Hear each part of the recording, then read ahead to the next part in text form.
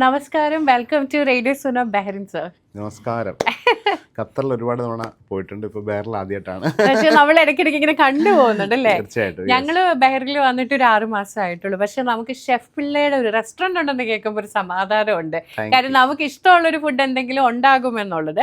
പക്ഷെ എനിക്ക് ജഷനിൽ കുറച്ചുകൂടെ എനിക്ക് തോന്നുന്നു നോർത്തി എല്ലാം ഉണ്ട്, കുറച്ച് കൂടുതൽ അല്ലേ, ആ മിക്സിലേക്കാണ് സാർ പോയത്. പക്ഷെ എന്നാലും എനിക്ക് തോന്നുന്നു ഒരുപാട് മലയാളികൾ പറയാറുണ്ട്, എവിടെയെങ്കിലുമൊക്കെ പോകുമ്പോൾ ഷെഫ് പിള്ളാന്റെ ഒരു റെസ്റ്റോറന്റ് ഉണ്ടെങ്കിൽ ഒരു സമാധാനം ആണെന്ന് സാറിന്റെ അടുത്ത് പറയാറുണ്ടോ? യെസ്, തീർച്ചയായിട്ടും. ഒത്തിരി ആൾക്കാർ ഇങ്ങനെ ഓരോ സ്ഥലത്തും റെസ്റ്റോറന്റ് വരണം എന്നൊക്കെ പറയൂ. അത് കേൾക്കുമ്പോൾ നമുക്കൊരു സന്തോഷമാണ്. ശരിക്കും സാർ ആദ്യം സാറിനെ കാണുമ്പോൾ എപ്പോഴും പറയണമെന്ന് വിചാരിച്ചൊരു കാര്യമുണ്ട്, ഒരു താങ്ക്സ് ആണ്. കാര്യം എൻ്റെ ലൈഫിൽ ആദ്യമായിട്ട് ഞാനൊരു മീൻകറി വെച്ചത് സാറിൻ്റെ റെസിപ്പിയിലാണ്.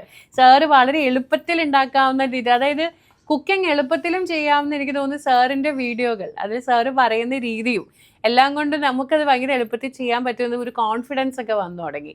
പക്ഷെ കുക്കിംഗ് അത്ര ഈസിയാണോ സാർ? ഈസി ആണോ എന്ന് ചോദിച്ചാൽ ഈസി അല്ല. എന്നാൽ നമുക്ക് അതിനോടൊരു താല്പര്യം വന്ന് അത് ശരിക്കും ഒന്ന് എൻജോയ് ചെയ്ത് കഴിഞ്ഞാൽ വളരെ ഈസിയാണ്. അല്ലാതെ അതൊരു ടാസ്ക്കായിട്ട് അയ്യോ അത് കുക്ക് ചെയ്യണം, അരിയണം, പിടിക്കണം, അത് കഴിഞ്ഞിട്ട് വാഷ് ഔട്ട് ചെയ്യണം, ഇതൊക്കെ നോക്കുമ്പോൾ ഒരു വലിയൊരു പ്രോസസ്സാണ്. അതൊരു വൺ ഓഫ് ടൈം, ഒരു ഓഫ് ഡേ അല്ലെങ്കിൽ ഒരു ഹോളിഡേ അല്ലെങ്കിൽ കുറച്ച് ദിവസമൊക്കെ ചെയ്യുമ്പോൾ ആ ഒരു എൻജോയ്മെൻറ്റ് ചെയ്യും. പക്ഷെ നിത്യവും 3 മീലൊക്കെ കുക്ക് ചെയ്യുന്ന സ്ത്രീകളെയൊക്കെ ഒന്ന് ആലോചിച്ച് നോക്കും. അപ്പോൾ വീട്ടിലുള്ള എല്ലാവർക്കും അപ്പോൾ അതൊക്കെ ചെയ്യണമെങ്കിൽ അതിനൊരു പേഷ്യൻസ് വേണം.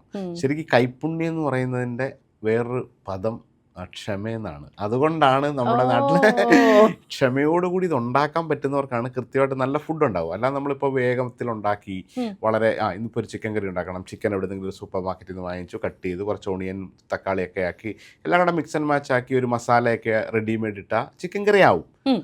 പക്ഷേ ആ സമയത്താണ് നിങ്ങൾ നാട്ടിൽ ചെല്ലുമ്പോൾ അമ്മ ഒരു നാടൻ കോഴി വാങ്ങിച്ച് കട്ട് ചെയ്ത് ചിലപ്പോൾ തേങ്ങയൊക്കെ ഒന്ന് വറുത്തരച്ച് ഉള്ളിയും തക്കാളിയൊക്കെ നല്ലപോലെ വയറ്റിയെടുത്ത് ഗരം മസാലയൊക്കെ വീട്ടിൽ പൊടിച്ചൊക്കെ ഇട്ട് അതിങ്ങനെ കറുമ്പോൾ അയ്യോ ഇതെന്തൊരു കൈപ്പുണ്യമാണ്, ഞാൻ ഉണ്ടാക്കുമ്പോൾ ശരിയാവുന്നില്ല. അപ്പോൾ അത് കൈപ്പുണ്യമാണോ എന്ന് ചോദിച്ചാൽ കൈപ്പുണ്യം അല്ല, അത് പ്രാക്ടീസാണ്. അതിനോട് നമ്മൾ ഭയങ്കരമായിട്ട് ക്ഷമയോടുകൂടി ആ ഒരു ഡിഷിൻ്റെ ഒറിജിനൽ ആ ഒരു ആത്മാവ് നഷ്ടപ്പെടാതെ ഉണ്ടാക്കി, അല്ല ഞാൻ ഉണ്ടാക്കുന്ന മറ്റൊരാൾ കഴിക്കണം എന്നൊരു താല്പര്യത്തോട് ഉണ്ടാക്കുമ്പോൾ അതിനൊരു പെർഫെക്റ്റ് അത് ടേസ്റ്റ് വരും, ടെക്സ്ചർ വരും, ഫീല് വരും, എല്ലാം വരും. അപ്പോൾ തിരിച്ച് അപ്പോൾ കുക്കിംഗ് ഈസി ആണോ എന്ന് ചോദിച്ചാൽ ആദ്യം ഉണ്ടാക്കിയ പ്രഷർ കുക്കറിൽ അടിച്ചൊരു ചിക്കൻ കറി ഉണ്ടാക്കുന്നത് ഈസി അല്ല. അത് ഭയങ്കര നമ്മളൊരു സ്ട്രെസ്സിൽ ഉണ്ടാക്കുന്നതാണ്. എന്തെങ്കിലും ഉണ്ടാക്കണം, അല്ലെങ്കിൽ ഇന്ന് ഭയങ്കര എനിക്കൊട്ടും ടൈമില്ല. അപ്പോൾ ഇതൊരു അങ്ങനൊരു ബിസി ആയിട്ടുള്ള ലൈഫിൽ കുക്കിംഗ് ഈസി ആണോ എന്ന് ചോദിച്ചാൽ ഒരിക്കലും അല്ല. പക്ഷേ ഇതിനോട് താല്പര്യമുള്ളവർക്ക് നല്ല ഭക്ഷണം കഴിക്കുക. ഞാനിപ്പോൾ എല്ലാവരുടെ അടുത്തും പറയുന്നത്, ഇപ്പം നമ്മുടെ പ്രത്യേകിച്ച് മലയാളികളായിട്ടുള്ളവരുടെ നമ്മളെല്ലായിടത്തും പറയാം, നമ്മൾ കൂടുതൽ ഇൻവെസ്റ്റ് ചെയ്യേണ്ടത്, കൂടുതൽ പൈസ ചിലവാക്കേണ്ടത് നിങ്ങളുടെ ഭക്ഷണത്തിന് വേണ്ടിയിട്ടാണ്. നോട്ട് യുവർ ഡ്രസ്സോ അല്ലെങ്കിൽ മറ്റു പല നമ്മളെ താൽക്കാലികമായിട്ടുള്ള ഹാപ്പിനെസ് വരുന്നതിനേക്കാൾ കൂടി ഒരു ലോങ് ടൈം ഒരു ഹെൽത്ത് ബെനിഫിറ്റും കാര്യങ്ങളൊക്കെ നോക്കുമ്പോൾ പ്രത്യേകിച്ച് നമ്മൾ ഭക്ഷണത്തിന് ഇൻവെസ്റ്റ്, അത് നമുക്ക് എന്നും അതിൻ്റെ റിട്ടേൺ ഉണ്ടാവും. ആ റിട്ടേൺ നമ്മൾ കാണാൻ പറ്റില്ല. പക്ഷേ ആ റിട്ടേൺ കാണാണ്ടിരിക്കുന്ന എപ്പോഴാണെന്ന് വെച്ചാൽ കുറേ കഴിഞ്ഞൊരു മിഡ് ലൈഫ് ഒക്കെ ആയി പല ജീവിതശൈലി രോഗങ്ങളൊക്കെ വന്ന് തുടങ്ങിയൊക്കെ ആകുമ്പോഴാണ് നമുക്ക് അതിൻ്റെ ഒരു ഒറിജിനൽ വാല്യൂ മനസ്സിലാവുക. അപ്പോൾ നിങ്ങൾ ആസ്മിച്ചാസ് ഇപ്പം ഞാനൊരു ഷെഫ് എന്നല്ലേ ഒരു 30 years ഒക്കെ ആയിട്ട് പലതരത്തിലുള്ള ഹെൽത്തി ഫുഡും അൺഹെൽത്തി ഫുഡും എല്ലാം ഒക്കെ കുക്കിങ്ങിനകത്ത് ഇതൊക്കെ വരും. അപ്പോൾ ഒരു കൊമേഴ്സ്യൽ സക്സസ്സിന് നിങ്ങൾ ഹെൽത്തി ഫുഡ് എന്ന് പറഞ്ഞാൽ ഒരാളും വരില്ല. അപ്പോൾ ഇതെല്ലാം നമ്മുടെ ഉണ്ട്. അപ്പോൾ ഇപ്പം ഞാൻ തിരിച്ചറിഞ്ഞൊരു കാര്യം എന്ന് വെച്ചാൽ ഏറ്റവും you save more money for good food എവിടെല്ലാം വേറെവർ പോസിബിൾ. ഒന്നുകിൽ നിങ്ങൾ സ്വന്തമായിട്ട് ഉണ്ടാക്കി കഴിക്കുക, അല്ലെങ്കിൽ നിങ്ങൾ പോകുന്നിടത്തു നിന്ന് കഴിക്കുന്നത് നല്ലതാണെന്ന് മേക്ക് ഷുവർ ചെയ്യുക. അത് ഇൻഡിവിജ്വൽ റെസ്പോൺസിബിലിറ്റിയാണ്. അത് ഇന്നത്തെ ഒരു ടൈമിൻ്റെ ആവശ്യമാണ്. കാരണം പ്രത്യേകിച്ച് ഞാൻ ഈ മലയാളി എന്ന് പറയാനുള്ള കാരണം മലയാളികളുടെ ഈ ഒരു ഭക്ഷണ രീതി നമ്മുടെ അമേസിംഗ് ആയിട്ടുള്ള ഫുഡാണ്. പക്ഷെ ഒരിക്കലും അത് ഇന്നത്തെ ഒരു കാലഘട്ടത്തിൻ്റെ ഭക്ഷണമാണെന്ന് ചോദിച്ചാൽ അല്ല എന്നും എനിക്ക് പറയേണ്ടി വരും. കാരണം നമ്മളുടെ ഒരു വർക്ക് ലൈഫും നമ്മൾ ഇപ്പോഴത്തെ ഒരു ശാരീരികമായിട്ടുള്ള വ്യായാമങ്ങളൊന്നും ഇല്ലാതിരിക്കുന്ന ഒരു സമയത്ത് കാർബ് ഏറ്റവും കൂടുതൽ ആയിട്ട് വരുന്നൊരു ഭക്ഷണ രീതിയാണ്. വേറെ ചോറ് മാത്രമല്ല, ചോറിൻ്റെ കൂടെ സൈഡ് ഇനിയിപ്പോൾ ചോറില്ലെങ്കിൽ പണ്ട് കപ്പയാണ്, അല്ലെങ്കിൽ ചക്കയാണ്, അല്ലെങ്കിൽ നമുക്ക് വാഴയ്ക്കാണ് കൂടുതൽ കഴിക്കുന്നത്. അപ്പോൾ ഇതെല്ലാം നോക്കിക്കഴിഞ്ഞാൽ ഒരു കാർബ് ഓറിയൻറ്റഡ് ആയിട്ടുള്ള ഒരു ഭക്ഷണക്രമമാണ്. അപ്പോൾ അത് പണ്ട് നമുക്ക് ആവശ്യമായിരുന്നു. നമ്മളെല്ലാവരും എഫർട്ട് ഉണ്ട്, നടക്കുമായിരുന്നു. അപ്പോൾ അതൊക്കെ മാറിയിട്ട് അത് എത്രയോ പരമ്പരാഗതമായിട്ട് വർഷങ്ങൾ കൊണ്ട് ആ ഭൂപ്രകൃതിക്ക് അനുസരിച്ച് തേങ്ങ അവിടെ ലഭ്യമായ സാധനങ്ങളൊക്കെ വെച്ച് ഉണ്ടായ ഭക്ഷണ രീതിയാണ്. അതാണ് നമുക്ക് എപ്പോഴും സാറ്റിസ്ഫാക്ഷൻ തരിക. നമ്മളിനി എത്രയൊക്കെ മുന്തിയ ഭക്ഷണമൊക്കെ 5 സ്റ്റാർ ഹോട്ടലിലോ മിഷലിൻ സ്റ്റാറിലൊക്കെ പോയി കഴിച്ചാൽ ഒരാഴ്ച കഴിയുമ്പോൾ നമ്മൾ മടുക്കും.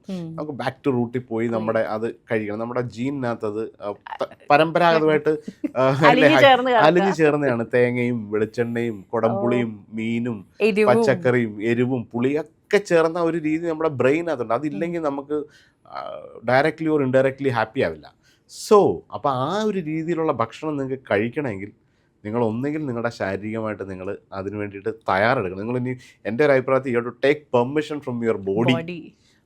അത് ആ ബോഡി എടുത്ത് നിങ്ങളൊരു പെർമിഷൻ വാങ്ങിക്കാനായിട്ടുള്ള കാര്യങ്ങൾ. അപ്പോൾ ബോഡി പറയും നിങ്ങളടുത്ത്, ശരി എങ്കിൽ നീ ചോറും കറിയൊക്കെ കഴിച്ചോ, നിങ്ങളല്ലെങ്കിൽ ഇഷ്ടപ്പെട്ട പൊറോട്ടയും ബീഫും കഴിച്ചോളൂ, എത്ര വേണമെങ്കിലും കഴിച്ചോളൂ. പക്ഷെ ആ പെർമിഷൻ തരണമെങ്കിൽ ആ ബോഡി കുറച്ച് നമ്മുടെ അടുത്ത് ആവശ്യപ്പെടും. അതുകൂടെ ചെയ്യാൻ തയ്യാറാണെങ്കിലാണ് ഇത് വരേണ്ടത്. അപ്പോൾ തീർച്ചയായിട്ടും എനിക്ക് പറയാനുള്ളത് ഒരു റൈറ്റ് നൗ, കാരണം നമ്മൾ പണ്ട് ഒരു എല്ലാവർക്കും വില്ലിനനുസരിച്ചൊന്നും ഇഷ്ടമുള്ളതൊന്നും കഴിക്കാൻ പറ്റില്ല. ഇപ്പം ഇത് മിഡിൽ ഈസ്റ്റിലൊക്കെ കാര്യമൊക്കെ ഓക്കെ ഒത്തിരി മുമ്പേ ആയി. ഈവൻ കേരളത്തിൽ ഏതൊരാൾക്കും ഇന്നൊരു ബിരിയാണി കഴിക്കണം, ഇന്ന് കഴിക്കാൻ പറ്റും ആ സ്പോട്ടിൽ, ആ ഒരു മൊമെന്റിൽ. പണ്ടൊന്നും അങ്ങനെ ആയിരുന്നില്ല. പോയി എവിടെയെങ്കിലും ഒരു കല്യാണത്തിന് പോയാൽ കഴിക്കാം, അല്ലെങ്കിൽ ഏതെങ്കിലും ഒരു ആണ്ടിനോ ചങ്കരാതിക്കോ വല്ല സിറ്റിയിൽ ഒരു ആശുപത്രി കേസ് അല്ലെ വേറെ എന്തെങ്കിലും പോയാൽ ഒരു ഹോട്ടലിൽ പോയി ബിരിയാണി വാങ്ങിച്ച് കഴിക്കാം. എന്നതിലൊക്കെ മാറി വീട്ടിൽ ആഴ്ചയിൽ ഒരു ദിവസം ബിരിയാണി ആയിരിക്കും. അതിൽ കൂടുതൽ മോർ ഓവർ നിങ്ങളൊരു സ്വിച്ച് ഇട്ടാൽ നിങ്ങളൊരു ജസ്റ്റ് ഒരു മൊബൈലൊരു ഇതായ വീട്ടിലെത്തും എനി ടൈം. രാത്രി 1 മണിക്കും ബിരിയാണി സെർവ് ചെയ്യുന്ന റെസ്റ്റോറൻറ്റ്സ് ഉണ്ട്.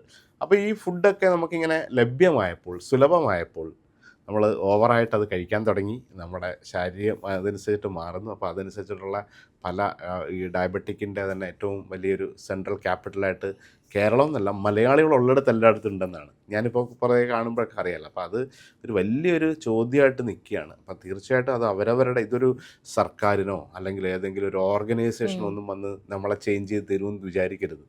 അത് ഇൻഡിപെൻഡൻ്റ് ആയിട്ട് അവരവർ വിചാരിക്കുക എന്തൊക്കെയാണ് നമുക്ക് ചെയ്യാൻ പറ്റുക, നമുക്ക് എന്തൊക്കെ ബെറ്ററായിട്ട് ചെയ്താൽ ഒരു ലോങ് ലൈഫ് ബാക്കി കിടക്കുക. പണ്ടത്തെക്കാട്ടുള്ള പണ്ടൊക്കെ ഒരു 70 ഇയേഴ്സിൽ മരിക്കുക എന്നൊക്കെ പറഞ്ഞാൽ നോർമൽ, അല്ലെങ്കിൽ ഒരു 50 വയസ്സ് മുതൽ 70 വയസ്സ് വരെ ഒരാൾ മരിക്കും എന്ന് പറയുന്നത് നോർമലായിട്ട് കാണുകയാണ്.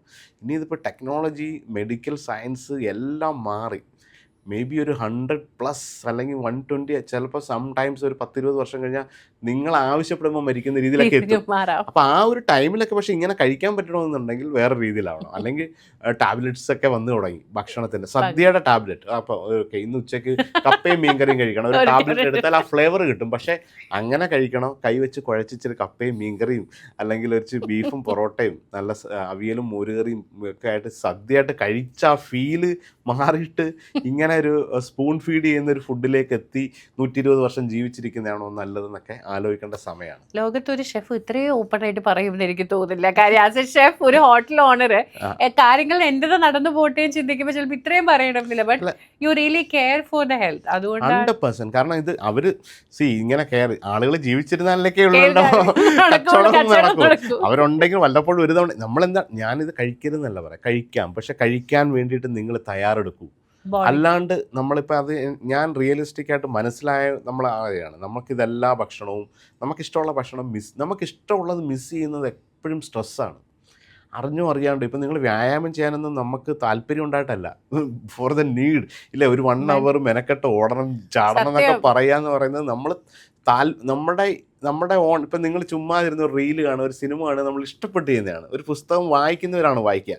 അതുപോലെ ഈ ഒരു ഹോബിയായിട്ട് ആരും വർക്കൗട്ട് പോലെ, അല്ലെങ്കിൽ അത്രയ്ക്ക് ഒരു സ്പോർട്സ് എൻത്യൂസിയാസ്റ്റ് ആയിട്ടുള്ള ആൾക്കാരും അത്ലറ്റിക് ആയിട്ടുള്ളവരൊക്കെയാണ് അതിന് പോകുക. അല്ലാണ്ട് ഇപ്പം നിങ്ങൾ നിർബന്ധം ഡോക്ടർ എന്ന് പറയുകയാണ് നിങ്ങൾ ചെയ്യണമെന്ന് പറയുമ്പോൾ ഫോഴ്സ്ഫുള്ളി ചെയ്യുന്നതൊന്നും നമുക്ക് ഹാപ്പി ആവില്ല. ഉള്ളിൻ്റെ ഉള്ളിൽ ഒരു വിഷമത്തോടു കൂടി ആയിരിക്കും. നിങ്ങൾക്ക് എല്ലാ ദിവസവും ഉച്ചയ്ക്ക് ഇത്തിരി ചോറും ഒരിത്തിരി മീൻകറി, ഒരിത്തിരി തോരനോ, ഒരു അവിയലോ, അല്ലെങ്കിൽ ഒരു മീൻ പൊരിച്ചോ, ഇടയ്ക്കൊരു പപ്പടമോ ഒക്കെ കൂട്ടി കഴിക്കുന്ന ഇഷ്ടമാണ്. എല്ലാ ദിവസവും അത് കഴിക്കാനാണെങ്കിൽ ഹാപ്പിയാണ്. അത് കഴിക്കരുത് എന്ന് ഫോഴ്സ്ഫുള്ളി പറഞ്ഞാൽ അവിടെ മുതൽ നമ്മുടെ ഹാപ്പിനെസ് പോവാണ്.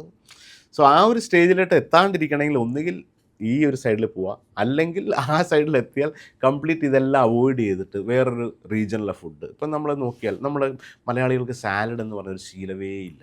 ഒരു വീട്ടിൽ പോലും ഉണ്ടാക്കുന്നില്ല. ഒരു വീട്ടിലൊരു ഡിഷില്ല സലാഡിന്. ഇപ്പം മറ്റ് സംസ്ഥാനങ്ങളിൽ, കേരളത്തിൽ, ബാക്കി വേൾഡ് വൈഡൊക്കെ ഒരു മീൽ പ്ലാൻ ഈ കുറച്ച് കാർബും ഫൈബറും പ്രോട്ടീനും എല്ലാം കൂടെ ബാലൻസ് ചെയ്ത് വരുന്നതാണ്. ഇപ്പോൾ എല്ലാവർക്കും അവയർനെസ് ഉണ്ട്. ഈ ഡയബറ്റിക് ഇത്രയും സീരിയസ് ആയ സ്ഥിതിക്ക് എല്ലാവർക്കും അറിയാമെങ്കിലും നമ്മുടെ ചരിത്ര പ്രധാനമായിട്ടോ അല്ലെ പരമ്പരാഗതമായിട്ടോ നമുക്ക് സാലഡ് സാലഡ് എന്ന് പറഞ്ഞ സാധനമില്ല. ഞാൻ എല്ലായിടത്തും പറയും നമ്മുടെ ഏറ്റവും വലിയ സാലഡ് ചായക്കടയിൽ പോയി കഴിഞ്ഞാൽ ബീഫിൻ്റെ മേലെ കിട്ടുന്ന 4 കഷ്ണം ഉള്ളിയാണ്. അതാണ് നമ്മുടെ മാക്സിമം നമുക്ക് കിട്ടുന്ന ഒരു റോ ആയിട്ടുള്ളൊരു പച്ചക്കറി. പിന്നീടാണ് ഇതൊക്കെ മാറി. അപ്പം വീടുകളിൽ അത് തുടക്കം മുതൽ ഇനിയെങ്കിലും ഒരു മാറ്റം. അത് ഇന്ന് അമ്മമാർ ഇന്ന് വീട്ടിൽ ഒരു ഫസ്റ്റ് മീല് സാലഡായിട്ട് തുടങ്ങി ആ കുട്ടികൾ ഡേ 1 കഴിച്ചാലാണ് അവർക്കതൊരു കഴിക്കാൻ പറ്റും. ഇതിപ്പോൾ എന്താ എനിക്കിതിൻ്റെ ഡാറ്റ മനസ്സിലാവും. നമ്മളിപ്പോൾ ഒരു വലിയ ബൊഫേ കല്യാണങ്ങളൊക്കെ നടത്തും, അവിടെ ഇഷ്ടംപോലെ സാലഡ് വയ്ക്കും, അതൊന്നും ആരും കൺസ്യൂം ചെയ്യില്ല. സോ ഡയറക്റ്റ് മെയിൻ കോഴ്സിലോട്ടാണ് പോവുക. അപ്പോൾ അതെന്താ ഒരു കൾച്ചർ. നേരെ മറിച്ച് അതൊരു അറബിക്ക ഒരാളാണ് അല്ലെങ്കിൽ വേറൊരു യൂറോപ്പിൻ്റെ മുമ്പിലാണ് ആദ്യം അയാൾ പോയി ആ സാലഡ് എടുത്ത് സൂപ്പ് ടേസ്റ്റ് ചെയ്ത് then there is A starter ഉണ്ടോ നോക്കിയിട്ട് മെയിൻ കോഴ്സ് പോയി ഒരു ഡെസേർട്ടൂടെ കഴിച്ച് ബാലൻസ് ചെയ്താൽ വരിക. ഇത് നമ്മൾ ഡയറക്റ്റ് അറ്റാക്കാണ്. ബിരിയാണി, കോഴി പൊരിച്ചത്, അത് കഴിഞ്ഞ് എന്താണ് ഇഷ്ടപ്പെട്ട ഐസ്ക്രീം എല്ലാം ഉണ്ട് അതുകൂടെ കഴിക്കും, ബ്ലോട്ടാവും, പിന്നീട് അന്ന് കഴിച്ചതിൻ്റെ ക്ഷീണത്തിൽ രീതിയാണ്. സോ അതുകൊണ്ട് നമ്മളൊരു പ്രോബ്ലം ഉണ്ടെന്ന് പറഞ്ഞാൽ അതിൻ്റെ റൂട്ട് കോസിൽ പോയി പരിഹരിക്കുന്നതാണ് ഏറ്റവും നല്ല. അപ്പോൾ ഏറ്റവും ബേസിക് എന്താ, നമ്മൾ പച്ചക്കറികൾ കഴിക്കുന്നുണ്ട്. സദ്യയിലൊക്കെ ഇപ്പോൾ വേവിച്ച് കഴിച്ചതും പച്ചക്കറി കഴിക്കുന്നതിൻ്റെയൊക്കെ ഗുണങ്ങൾ എല്ലാവർക്കും അറിയാം. പക്ഷെ ഫസ്റ്റ് ഒരു മീലിൽ നമ്മൾ കുറച്ച് സാലഡ്സ് കൺസ്യൂം ചെയ്തിട്ട് പിന്നീട് കുറച്ച് ഫൈബറോ അല്ലെങ്കിൽ വേറെ കുറച്ച് സാധനമോടെ കഴിച്ച് പിന്നീട് ഒരു പ്രോട്ടീനും ചെയ്യുന്നു കുറച്ച് കാർബോഡൊക്കെ എത്തിയാൽ അത് ഒരേ സമയം അത് വർക്കാവുകയും നമ്മുടെ മെറ്റബോളിസത്തിന് കറക്റ്റായിട്ട് മാറുകയും ഒരു ഹെൽത്തി ലൈഫ്, അല്ലെങ്കിൽ നിങ്ങൾ ഒന്നിനും അടിമയാവുന്നില്ല. അല്ലെങ്കിൽ ഒരു ഡയബറ്റിക് വന്നിട്ട് പിന്നീട് വേറെ പല സാധനങ്ങൾ അതിൻ്റെ ഒരു കോംപ്ലിക്കേഷൻസ് ഒക്കെ അറിയാമല്ലോ. അപ്പോൾ ആ രീതിയിൽ പോകാണ്ടിരിക്കാൻ ഞാനിപ്പോൾ എല്ലാവരുടെ അടുത്തും പറയുന്നത് ഞാനിപ്പോൾ നമ്മുടെ റെസ്റ്റോറൻറ്റ്സിലൊക്കെ 1-2 സാലഡൊക്കെ ആയിരുന്നു ഫസ്റ്റ് മെനു. കാരണം ബിക്കോസ് അതാണ്. അതെ, സാറിനോട് ചോദിക്കുന്നത് മിക്ക മെനുവിൽ ഇവിടെ ഇല്ല. ഞാൻ നാട്ടിൽ ചോദിച്ചാൽ ഒരു സീസർ സാലഡ് കാണും, പിന്നെ ഒരു ടൊമാറ്റോയും ഓണിയനും ഗ്രീൻ ചില്ലിയുടെ ഒരു സാലഡ് കാണും, വേറെ ഓപ്ഷൻ ഇല്ല. കാരണം ആൾക്ക് വേണ്ടല്ലോ. ഇപ്പൊ ഡിമാൻഡിനനുസരിച്ചിട്ടാണ് പ്രൊഡക്റ്റ് വരിക. മാർക്കറ്റിൽ ഡിമാൻഡ് വേണം. പക്ഷെ ഇനിയെങ്കിലും നമ്മളൊക്കെ ഇപ്പം ഞാനൊക്കെ ഒരു പ്രൊവാക്റ്റീവ്ലി ഇപ്പം ഞങ്ങളുടെ ഷെഫ്മാരുടെ അടുത്തൊക്കെ പുതിയ പ്ലീസ് ആഡ് 5-6 വെറൈറ്റി അറ്റ്ലീസ്റ്റ് കണ്ടെങ്കിലും ആളുകൾ വാങ്ങിച്ച് തുടങ്ങും. ഇനി ഇത് ഇന്നല്ലെങ്കിൽ നാളെ ആളുകൾ കഴിച്ചേ പറ്റൂ.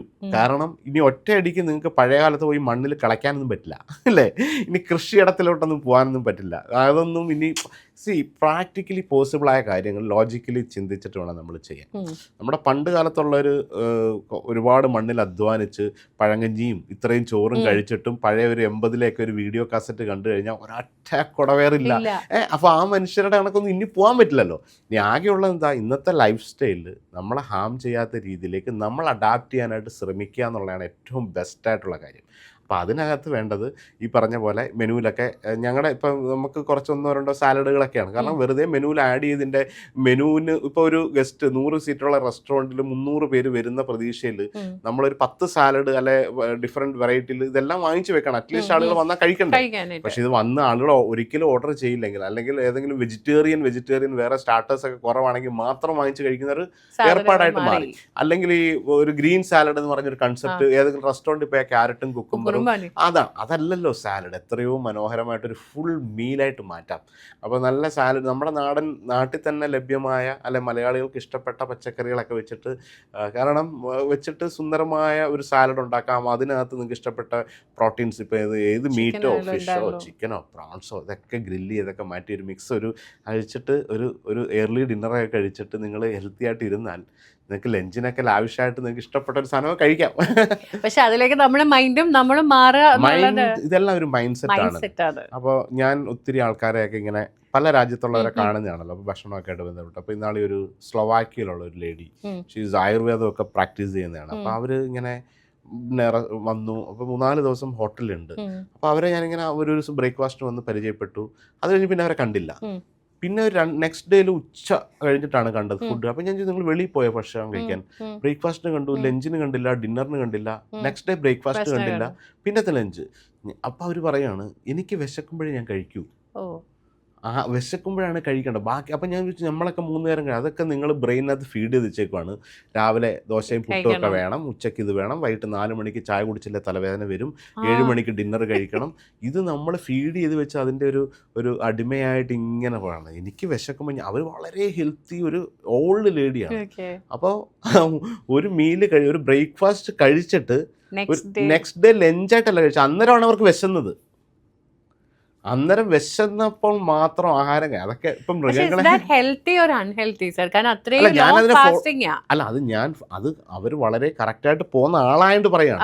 ഇതൊന്നും നമ്മൾക്കിടാണെങ്കിൽ ഇപ്പൊ പെട്ടെന്ന് ഒരാൾ വർക്ക് ചെയ്യുന്ന ഒരാൾക്ക് അതൊന്നും നടക്കണമെന്നില്ല. പക്ഷെ അതിന്റെ ഒരു ഓരോരുത്തരുടെ തിയറി പറയാണ്. അവര് വിശക്കുമ്പോൾ മാത്രം കഴിച്ചിട്ട് അവർക്ക് വയറിനൊന്നും വേറൊരു പ്രശ്നമില്ല, അവർക്ക് യാതൊരു ഹെൽത്തി. പക്ഷെ പെട്ടെന്ന് ഇപ്പം നമ്മളിപ്പം 3 നേരം 4 നേരം 5 നേരം 6 നേരം കഴിച്ചൊരാടുത്ത് ഇതൊന്നും പറയാൻ പറ്റില്ല. ബട്ട് അറ്റ്ലീസ്റ്റ് ഇവൻച്വലി എന്താണ് ആവശ്യം, എന്താണ് ആവശ്യമില്ല, സെൽഫ് അവെയർനെസ് വന്നാൽ ഭയങ്കര മാറ്റം വരും.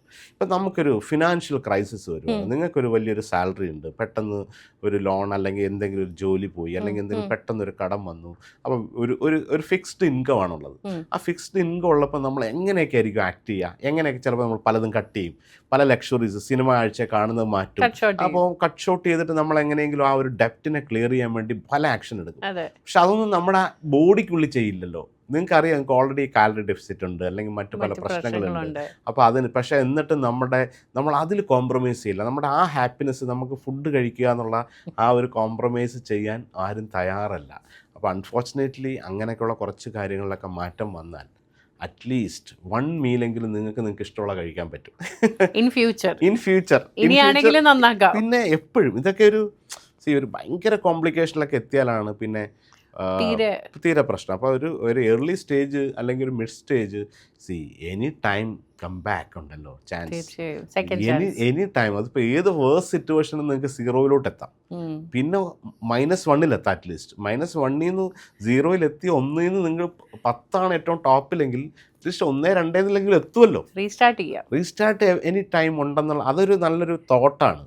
അത് ഏത് കണ്ടീഷനും, അത് ചിലർക്ക് വളരെ ഏർലിയിൽ ചെയ്തിട്ട് ഫിറ്റായിട്ട് നല്ല ബ്യൂട്ടിഫുൾ ലൈഫ്, അവർ നല്ല ഹെൽത്തി ലിവിങ് ഒക്കെ കാണുന്ന ഞാൻ ഇവരെ ഇങ്ങനെയൊക്കെയുള്ള എല്ലാ ആൾക്കാരെയും കാണുന്നതാണ് പല രീതിയിലുള്ള. അപ്പോൾ എനിക്കും ഭയങ്കര ഇപ്പം ഇൻസ്പിറേഷനാണ്. മറ്റു പല ആൾക്കാരും ഒരു ഷെഫ് എന്ന നിലയിൽ ഞാൻ കാണുന്നതും ഇടപഴകുന്നതും എല്ലാം ഭക്ഷണവും ഇതുമായിട്ട് ബന്ധപ്പെട്ട നമ്മുടെ പോലും ഇതല്ലേ. ഞാൻ ആക്ച്വലി ഇതിപ്പോ കേട്ടാ തോന്നിയത് ഡോക്ടറും മറ്റേ നമ്മൾ വളരെ ഫണ്ണ തുടക്കം പോലെ ഇതങ്ങനെ. അതെ, പക്ഷെ അത് നമ്മൾ എങ്ങനെ ആയി പോയതാണ് നമ്മൾ അതിലേക്കല്ലേ. പക്ഷെ ഞാനും ഇപ്പൊ ഷെഫ് പറയുന്ന സമയത്ത് ഞാൻ ഓർക്കും, ഇത് പലരും പറയാത്ത കാര്യം. ഡോക്ടേഴ്സ് പറയും, ഷെഫുകൾ പറയുമ്പോൾ പെർസ്പെക്റ്റീവ് ഡിഫറെന്റ് ആണ്. നമുക്ക് കുറേം കൂടെ അത് മനസ്സിലാക്കാനായിട്ട് നിങ്ങൾക്ക് തന്നെയാണ് അതിന്റെ മോശവശവും നല്ല വശവും പറഞ്ഞു തരാൻ പറ്റും. നമ്മളത് ഒരു ഭക്ഷണം കഴിച്ചാൽ എത്ര പെട്ടെന്ന് അത് എന്തൊക്കെ ശരീരത്തിൽ ഉണ്ടാവുന്നു എന്നൊക്കെ ഉള്ളത് ഇപ്പം നമ്മൾ പലതരം ഫുഡ് ഇൻഗ്രീഡിയൻസുമായിട്ട് കൈകാര്യം. ഇപ്പോൾ ഒരു ഡോക്ടർ മെഡിസിനും അവർ പഠിച്ചതും മരുന്നുകളുടെ കാര്യങ്ങളൊക്കെ ആയിട്ട് അവർക്കെല്ലാം കാണാപ്പാടായിട്ട് പലതും ഒരാളെ കണ്ടാലേ. ഇപ്പം എനിക്ക് ഒരു പച്ചക്കറി ഏത് രീതിയിൽ ബിഹേവ് ചെയ്യും, ഇപ്പോൾ ബോഡിയിൽ മീറ്റ് എങ്ങനെ ബിഹേവ് ചെയ്യും, തൈര് എങ്ങനെ ബിഹേവ് ചെയ്യും, ഇതെല്ലാം ഒരുമിച്ചാണ് എന്തൊക്കെ ചെയ്യും, ഇതെല്ലാം കൂടെ മിക്സ് ചെയ്ത് കഴിഞ്ഞാൽ എന്തൊക്കെയാണെന്നൊക്കെ ഉള്ളത് നമുക്കും ഒരു ഇതോട് താല്പര്യം വരുമ്പോൾ നമുക്ക് മനസ്സിലാവും. അപ്പം അത് ആരെങ്കിലുമൊക്കെ അത് അവെയറായിട്ട് ചെയ്യുന്നവരെ നമുക്കിപ്പം മുമ്പിലുണ്ട് ഒത്തിരി എക്സാമ്പിൾസ്. ഇപ്പം ഷെഫ് തുടങ്ങിയപ്പോൾ പറഞ്ഞു കൈപുണ്യം എന്ന് പറയുന്നത് ബേസിക്കലി ക്ഷമയാണ് എന്നുള്ളത് എന്നോട് പറഞ്ഞു. ഞാൻ അപ്പോൾ ആലോചിക്കുകയും ചെയ്തത് ഷെഫിനെ സംബന്ധിച്ച് അത് കൃത്യമാണ്. കാര്യം ചെസ് കളിച്ചിരുന്ന ഒരാളാണ്, അതിന് ഈ ഭീകര ക്ഷമ വേണം. അപ്പൊ അതുകൊണ്ട് തന്നെ ഷെഫ് ആയപ്പോഴും എനിക്ക് തോന്നുന്ന ക്ഷമ ഉള്ളിൽ വളരെയധികം ഷെഫിന്റെ ഉള്ളിൽ ഉള്ളൊരു കാര്യമായിരിക്കാം. പേഷ്യൻസ് ഒരു എക്സ്ട്രാ ഓർഡിനറി സ്കില്ലാണ് ലൈഫിൽ. Not business, not personal life, എല്ലാം കൊണ്ടും ഒരാൾക്ക് ചില കാര്യങ്ങളിൽ നമ്മളെ ഈവൻ ക്ഷമയോടുകൂടി കാത്തിരിക്കുന്നതും അല്ലെങ്കിൽ ഒരു ഇൻസിഡൻറ്റിനെ എങ്ങനെ റെസ്പോണ്ട് ചെയ്യുന്നതും ഒക്കെ ക്ഷമയെന്നുള്ള കാര്യങ്ങൾ നമ്മൾ അഗ്രസീവായിട്ട് പല കാര്യങ്ങളും ചെയ്യണം ചില കാര്യത്തിൽ, ഓക്കെ. ബട്ട് ഓവറോൾ നമ്മൾ ഉണ്ടാക്കേണ്ട ഒരു ഇൻബിൽട്ടായിട്ട് ചിലർക്ക് കിട്ടും, ചിലരത് നേടിയെടുക്കേണ്ട ഒരു സ്കിൽ സെറ്റാണ് ക്ഷമയോടുകൂടി ചിലത് കാത്തിരിക്കാൻ പറ്റുക എന്നുള്ളത്. ചിലത് ടൈമാണ് ഹീൽ ചെയ്യുക, അല്ലേ? അപ്പോൾ നമ്മൾ ചിലത് റഷ് ചെയ്ത് വേണം, വാശി, ഇതൊക്കെ ക്ഷമയുടെ ഓപ്പോസിറ്റാണ് ഈ വാശി, വൈരാഗ്യം, മറ്റുള്ളത് സ്പീഡ്, ഓവർ റഷ്, ഡിസപ്പോയിൻറ്റ്. അതിൻ്റെ എന്താ റിസൾട്ട് ഇല്ലെങ്കിൽ സ്ട്രേറ്റ് ഫോർവേഡ് ഡിപ്രഷൻ, ഡിസപ്പോയിൻ്റ് ഒക്കെയാണ് നമുക്ക് വരിക. അപ്പോൾ ക്ഷമയോടെ നമ്മൾ കാത്തിരിക്കുമ്പോൾ നമുക്കറിയാം ഇന്നല്ലെങ്കിൽ നാളെ അത് വരും എന്നുള്ളത്. റിസൾട്ട് ഇല്ലെങ്കിലും അത് ഓക്കെ ആവും. ഒരു ടൈം നമ്മൾ തന്നെ കൊടുത്തിട്ടുണ്ട്, അതിന് ഒരു ഡെഡ് ലൈൻ ഇല്ല. അപ്പോൾ ഡെഡ് ലൈൻ വെച്ചിട്ട് നമ്മൾ ഇതിന് വേണ്ടിയിട്ട് ഒരു പേഴ്സണൽ അച്ചീവ്മെൻറ്റിന് വേണ്ടിയിട്ട് വർക്ക് ചെയ്തിട്ട് നടന്നില്ലെങ്കിൽ ഇമ്മീഡിയറ്റ് ഫസ്റ്റ് നമ്മൾ ഡിസപ്പോയിൻറ്റിൽ എത്തുകയാണ്. അപ്പം ക്ഷമ എല്ലാവരും ക്ഷമയിൽ ആട്ടിൻ ഇത് സൂപ്പിന് ബലം കൊണ്ടെന്നാണ് പറയുന്നത്. എന്നൊക്കെ പണ്ട് പറഞ്ഞത് സത്യമാണ്. ആട്ടിൻ സൂപ്പ് എന്ന് പറയുന്നത് എന്താ? ആട്ടിൻ സൂപ്പല്ല, ശരിക്കും ആട്ടിൻ സൂപ്പ് എന്ന് ഉദ്ദേശിക്കുന്ന ആട്ടിൻ്റെ തലയുടെ സൂപ്പൊക്കെ പണ്ട് കാലത്ത് ഈ ഗർഭിണികളിൽ അല്ലെങ്കിൽ ഒരുപാട് ഈ ക്ഷതമൊക്കെ പറ്റി, ആക്സിഡൻ്റ് ഒക്കെ പറ്റി, അല്ലെങ്കിൽ വല്ലവരൊക്കെ ഇടിച്ച് സൂപ്പ് ഗുണ്ട ഇടിച്ച് നശിപ്പിച്ചവരൊക്കെ കൊടുക്കുന്ന സൂപ്പുകളില്ലേ, അപ്പം അത് കൊടുത്തു കഴിഞ്ഞാൽ അതൊക്കെ വളരെ പെട്ടെന്ന് എനർജി ആയിട്ട് ബോഡി റിക്കവർ ചെയ്യാൻ വേണ്ടിയിട്ടുള്ള ആണെന്നാണ് വെയ്പ്പ്. അപ്പം അതിൻ്റെ ആ ഒരു രീതിയിലായിരിക്കുമല്ലോ പറയാം, ക്ഷമ എന്ന് പറഞ്ഞതിന് ഈക്വലൻ്റ് ആണ് അത്. അപ്പോൾ പല കാര്യങ്ങളും ക്ഷമയോടുകൂടി നമ്മൾ പ്രാക്ടീസ് ചെയ്ത് തുടങ്ങിയാൽ ഈവൻ വലിയ വലിയ പ്രോബ്ലംസ് പോലും നമുക്ക് മാനേജ് ചെയ്യാൻ പറ്റും ഇൻ എ ബെറ്റർ വേ. ചില ഇമ്മീഡിയറ്റ് ആയിട്ട് നമ്മൾ പെട്ടെന്ന് ക്ഷമയില്ലാത്തവർക്ക് എന്താ, ഒരു പ്രശ്നം വന്നാൽ അത് റിയാക്ട് ചെയ്യും, ആ മൊമെൻറ്റ്. അത് ചിലപ്പോൾ ഒരു സൈലൻറ്റിൽ ഒരു 1 day വെയിറ്റ് ചെയ്താൽ, ഒരു 1 hour വെയിറ്റ് ചെയ്താൽ തീരുന്ന ഒരു കേസ് നമ്മൾ ഓവർ റിയാക്ഷനോ ക്ഷമയില്ലാതെ അതിൻ്റെ വരും വരായ്മകളെക്കുറിച്ചൊന്നും ആലോചിക്കാണ്ട് നമ്മൾ റിയാക്ട് ചെയ്യുമ്പോൾ അതിൻ്റെ കോൺസിക്വൻസ് വേറെ രീതിയിലാണ് എത്തുക. തീർച്ചയായും. പക്ഷെ എന്ന് പറഞ്ഞ് ഇപ്പോൾ ഒരു എമർജൻസി ഒരു കേസിന് എല്ലാം ക്ഷമയോടുകൂടി നിൽക്കണമെന്നല്ല, അതൊരു ലോജിക്കലി നമ്മൾ ചെയ്യുക. പക്ഷെ മേജോറിറ്റി മറ്റുള്ളവരുമായിട്ടൊക്കെ ഇടപഴകുന്ന കേസുകളിൽ ക്ഷമ എന്ന് പറയുന്നത് ഡെവലപ്പ് ചെയ്താൽ you can see some magic result in life. ഷെഫിന് ദേഷ്യം വരാറുണ്ടോ? ഞാൻ ഷെഫിനെ ചിരിച്ചല്ലാണ്ട് എവിടെയും കണ്ടിട്ടില്ല. എനിക്ക് ഒരു മനുഷ്യന്റെ സ്വാഭാവികമായിട്ടുള്ള എല്ലാ വികാരങ്ങളും, ഇപ്പൊ അസൂയ, കുശുമ്പ്, ദേഷ്യം, സ്നേഹം, കരുണ, ഈ പറഞ്ഞ ഇതെല്ലാം മനുഷ്യർക്കും എങ്ങനെയെങ്കിലും വരും. അത് ചിലരുടെ അളവ് അങ്ങോട്ടും ഇങ്ങോട്ടും മാറുന്നുണ്ട്. പിന്നെ over the years you can control പലതും ഇല്ലേ. മറ്റേ ഒരു വലിയ കിച്ചണിലൊക്കെ ഷെഫ് വർക്ക് ചെയ്ത സമയത്ത് കേട്ടിട്ടുണ്ട്, ലൈക്ക് ദേഷ്യം വരും, സമയത്തിന് കാര്യങ്ങൾ പടപടപടപടേന്നാണ് അവിടെ നടക്കുന്നത്. അപ്പം ആ സമയത്ത് എനിക്ക് തോന്നുന്നു ഷെഫ് കുറച്ചൊരു അഗ്രസീവ് ആയിരിക്കും അല്ലേ? പക്ഷെ അതാ ഞാൻ പറയാം, അതിൻ്റെ ഒരു ബെറ്റർ വേ ആണ്. ചില കാര്യങ്ങളിൽ ഇഫ് യു കാൺ കൺട്രോൾ, നിങ്ങൾക്ക് കൺട്രോൾ ചെയ്യാൻ പറ്റാത്ത കാര്യത്തിൽ എത്ര ദേഷ്യപ്പെട്ട എന്താ കാര്യം. ഇപ്പോൾ ഒരു കിച്ചണിൽ, എനിക്കിപ്പം പറഞ്ഞ പോലെ ഒരു ബിസി കിച്ചണിലൊക്കെ ഞാൻ വർക്ക് ചെയ്യുന്നുണ്ട്, ഭയങ്കര ലണ്ടനിലൊക്കെ. അപ്പോൾ അത് ഇങ്ങനെ ബാക്ക് ടു ബാക്ക് ഗസ്റ്റ് ആയിരിക്കും, premium restaurant, quality, minimum staffing ആയിരിക്കും അവിടെയൊക്കെ. So it's expensive. അങ്ങനെ ഇവിടെ ഇന്ത്യയിലെ പോലെ ഒത്തിരി അസിസ്റ്റൻസോ അല്ലെങ്കിൽ അങ്ങനെ അതൊന്നും ഉണ്ടാവില്ല. വളരെ കറക്റ്റ് ഉള്ളവർ നല്ല പ്രൊഡക്റ്റീവ്, ഹൈ സാലറിയാണ് അവർ പേ ചെയ്യുന്നത്. അവിടെയൊക്കെ കറക്റ്റ് നമ്പേഴ്സ് എല്ലാം കറക്റ്റ് ആയിരിക്കും. അപ്പോൾ അവിടെയൊക്കെ വർക്ക് ചെയ്യുമ്പോൾ ഹൈ പ്രഷർ എൻവയോൺമെന്റിലൊക്കെ വർക്ക് ചെയ്യുമ്പോൾ ചില സമയത്ത് നമ്മളെ ഭയങ്കര അണ്ടർ പ്രഷറിൽ ഇട്ടിട്ട് വേണമെങ്കിൽ നമ്മുടെ ബോസുമാർക്ക് പണിയെടുപ്പിക്കാം, ഒരു കാം ആൻഡ് ക്വയറ്റ് രീതിയിൽ ചെയ്യിപ്പിക്കാം. സോ ഞാൻ കണ്ടത് എൻ്റെ ബെസ്റ്റ് റിസൾട്ട് ആ കാം ആൻഡ് ക്വയറ്റ് എൻവയോൺമെൻറ്റ് കൊടുത്താൽ ബെറ്റർ പ്രൊഡക്ടിവിറ്റി ആണെന്ന് എൻ്റെ അനുഭവത്തിലുണ്ട്. അപ്പം എനിക്ക് അങ്ങനെ ഭയങ്കരമായിട്ട് ദേഷ്യം അല്ലെങ്കിൽ അത്രയ്ക്കില്ല ഒരു ഭയങ്കര മണ്ടത്തരം അല്ല കണ്ടിന്യൂസ് ആയിട്ട് മിസ്റ്റേക്ക്, അവരെ നമുക്ക് വേറെ ഏതെല്ലാം രീതിയിൽ ഡെവലപ്പ് ചെയ്യാം, അവരെ എങ്ങനെയൊക്കെ കൗൺസിൽ ചെയ്ത് ചേഞ്ച് ചെയ്യാം എന്നല്ല, അത് ആ ഒരു സ്പോട്ടിൽ അവരെ ഷൗട്ട് ചെയ്യുകയോ അങ്ങനെയൊക്കെ എല്ലാ രീതിയും ഉണ്ട്. അപ്പോൾ ഞാൻ പ്രാക്ടീസ് ചെയ്തേക്കുന്നത് ദേഷ്യമില്ലാണ്ട് ചെയ്തെടുത്താൽ ബെറ്റർ റിസൾട്ടും ആൻഡ് അതൊരു പീസ്ഫുള്ളായിട്ട് പല കാര്യങ്ങളും നമ്മൾ കൊണ്ടുപോകാൻ പറ്റും. അങ്ങനെ കൊണ്ടുപോകാനാണ് ഞാൻ എൻ്റെ ലൈഫിൽ, അത് ബിസിനസ് ആയാലും ഫ്രണ്ട്ഷിപ്പ് ആയാലും ഒരു ഇഷ്യൂ വന്നാലും നോക്കുന്നത്. ആ ഒരു ബെറ്റർ സൊല്യൂഷനാണ്. നമുക്ക് എൻഡ് ഓഫ് ദ ഡേ ഒരു ഗ്രിഡ്ജസ് ഉള്ളിൽ വരില്ല, എന്തിനു വെറുതെ ദേഷ്യം വരുന്നത് എന്നുള്ള രീതി. അതാ പറയാം, അത് ഇത്തിരി ഹാൻഡിൽ ചെയ്യണം, ക്ഷമയാണ്. ചിലപ്പോൾ ഓക്കെ പേഴ്സണൽ നഷ്ടങ്ങൾ വന്നേക്കാം some time. End of the day ഇത് അല്ലാണ്ട് ചെയ്താൽ അതിനും വലിയ നഷ്ടം വരും. അപ്പം അത് ചില കാര്യങ്ങൾ നമുക്ക് വരും. ഈ പറഞ്ഞ പോലെ ഈ ചെസ്സൊക്കെയാണ് ഇതിനെ നമ്മളെ ഹെൽപ്പ് ചെയ്യുക. നമ്മൾ ചെസ്സൊക്കെ കളിക്കുമ്പോൾ ഇതാണ് ഒരു സ്ട്രാറ്റജിക്കൽ ഗെയിം അല്ലേ. ഓപ്പണിംഗ് ഉണ്ട്, മിഡിൽ ഗെയിം ഉണ്ട്, എൻഡ് ഗെയിം ഉണ്ട്. ചെസ് എന്ന് പറയുന്നത് ജയിക്കാൻ വേണ്ടി മാത്രമല്ല, ഇനിയിപ്പോൾ ജയിക്കാൻ പറ്റില്ലേ തോക്കാതിരിക്കാൻ പറ്റും. അപ്പോൾ തോക്കാതെ ഇപ്പോൾ ഒരു അവിടെ ഡ്രോ ആക്കാൻ പറ്റുമല്ലോ. അപ്പോൾ ജയിക്കാൻ പറ്റാത്തൊരു സിറ്റുവേഷൻ ആണെങ്കിൽ first option okay how can I make A draw എന്ന നിലയിലോട്ട് കളിക്കുമല്ലോ. അപ്പോൾ അതൊരു ഗെയിം പോലെ ഇതൊരു ലൈഫെല്ലാം ഒരു ഗെയിമാണ്. Very true. ഇപ്പം ഷെഫ് ഞാനൊരു കാര്യം ചോദിച്ചു, ഇപ്പം നമ്മളിപ്പോൾ ഷെഫ് പറഞ്ഞൊരു ഒരു കോഴ്സ് പറയുമ്പോൾ ഒരു salad, soup, starter, main course, dessert ഇതുണ്ട്. പക്ഷെ ഇങ്ങനെ ഫുഡ് കഴിക്കുന്നവരെ നമുക്ക് വളരെ കുറവാണ്. സത്യത്തിൽ ഇതിനൊരു ഓർഡർ ഇങ്ങനെ വരുന്നതിനൊരു നമ്മുടെ പാലറ്റുകൾ പല ടേസ്റ്റുകൾ അറിയാനാണ്, അല്ലെങ്കിൽ എന്തായിരിക്കും ശരിക്കും ഈ ഓർഡറിന്റെ ഒരു ജനറൽ റീസൺ? അത് ആ ഓർഡർ നേരത്തെ പറഞ്ഞ ആ ഒരു ബാലൻസിൻ്റെ കൂടെയുള്ളതാണ്. നമ്മളിപ്പോൾ ഇതൊക്കെ ഒരു ഫ്രഞ്ചുകാരാണ് ഡെവലപ്പ് ചെയ്ത് കൊണ്ടുവന്നത് ഈ ഒരു ഓർഡറൊക്കെ. നമ്മുടെ ഈ ഫുഡ് എങ്ങനെയാണ് കഴിക്കേണ്ടത്, എങ്ങനെയാണ് ഈ പോർഷൻ ഒക്കെ, നമ്മളൊക്കെ ഈ കാലറി മറ്റേതൊക്കെ കേൾക്കാൻ തുടങ്ങിയിട്ട് എത്ര വർഷമായി കാണും. പക്ഷെ അവരൊക്കെ പുരാതന കാലം മുതൽ എങ്ങനെയാണ് ഒരു സ്റ്റാർട്ടർ, എത്ര ഗ്രാം ആയിരിക്കണം ഒരു പ്രോട്ടീൻ, അതിൻ്റെ കൂടെ കറക്റ്റൊക്കെ ഒരു അക്കമ്പനി. ഒരു മെയിൻ കോഴ്സ് ആണെങ്കിൽ അതിനകത്തൊരു കാബിൻ്റെ ഇത്ര അളവ്, അതിൻ്റെ വെജീസ് ഒക്കെ ഒരു ഫ്രഞ്ച് പ്ലേറ്റ് ഒക്കെ ചെയ്തേക്കുന്ന ഡിഷുകൾ കണ്ടില്ലേ? കുറച്ചൊരു സോസ് ഉണ്ടാവും, ചിലപ്പോൾ വേറെ സംഭവം ഉണ്ടാവും. അതിൻ്റെ മെയിൻ പ്രോട്ടീൻ ഇപ്പോൾ മീറ്റ് ആണോ സീ ഫുഡ് ആണോ അല്ല എന്തോ ആയാലും അതുണ്ടാവും. അതിനകത്ത് ചെറിയ ഇപ്പോൾ ക്യാരറ്റ് ആയിരിക്കും, അല്ല ബ്രോക്കലി ആയിരിക്കും, അല്ലെങ്കിൽ എന്തെങ്കിലും ഗാർണിഷ് ആവും, ചിലപ്പോൾ ലീഫി ആയിരിക്കാം, ഒരു സോസ് ഉണ്ടാവും. അപ്പോൾ ഇങ്ങനെ അവരതിനെ ഒരു ബാലൻസ് ചെയ്ത് കൊണ്ടുപോവാണ്. അപ്പോൾ അത് നോർമലി ഒരു നല്ലൊരു മീൽ, ഒരു സ്പെഷ്യൽ മീൽ, ഒരു ഒക്കേഷന് പോയാൽ you to have a starter, main course, side, dessert. ഇത് ആണ് ഒരു യൂഷ്വൽ വൺ. അപ്പോൾ അത് പിന്നീട് അതാണ് എൻജോയ് ചെയ്ത് കഴിക്കണം. അപ്പോൾ ആ ഡെസേർട്ട് കഴിച്ചാലും നിങ്ങൾ ഫുൾ ആവരുത്. നമ്മളുടെ പ്രശ്നം തിരിച്ചാണ്, നമുക്ക് ഡെസേർട്ട് കഴിക്കാൻ പറ്റുന്നില്ല, എന്നിട്ട് ഡെസേർട്ട് കഴിക്കും.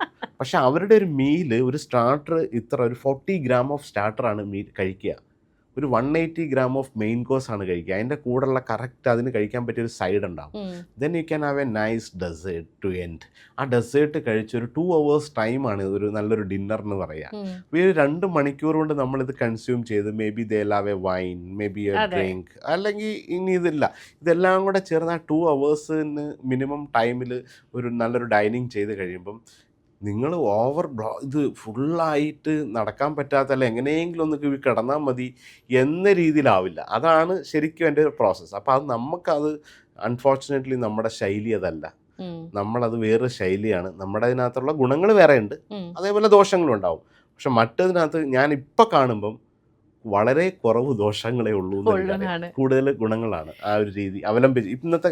പ്രത്യേകിച്ച് ഇന്നത്തെ ഒരു ടൈം ലൈനിൽ, ഇന്നത്തെ ഒരു രീതിയിൽ അറ്റ്ലീസ്റ്റ് അങ്ങനെയൊക്കെയുള്ളൊരു മീല് കഴിക്കാൻ പറ്റിയാൽ, അറ്റ്ലീസ്റ്റ് ഇൻ ദ മോർണിംഗ് നമ്മുടെ എനിക്കിപ്പം മനസ്സിലായത് ഞാൻ ഭയങ്കര ആരാധനയാണ് കേരളത്തിന്റെ ബ്രേക്ക്ഫാസ്റ്റ്. കാരണം നമുക്കാണ് ഇത്രയും വെറൈറ്റി. ലോകത്തെ എല്ലാവരും പറയും ഒരു ഹെൽത്തി നമ്മുടെ ബ്രേക്ക്ഫാസ്റ്റ് ആണെന്നും പറയും.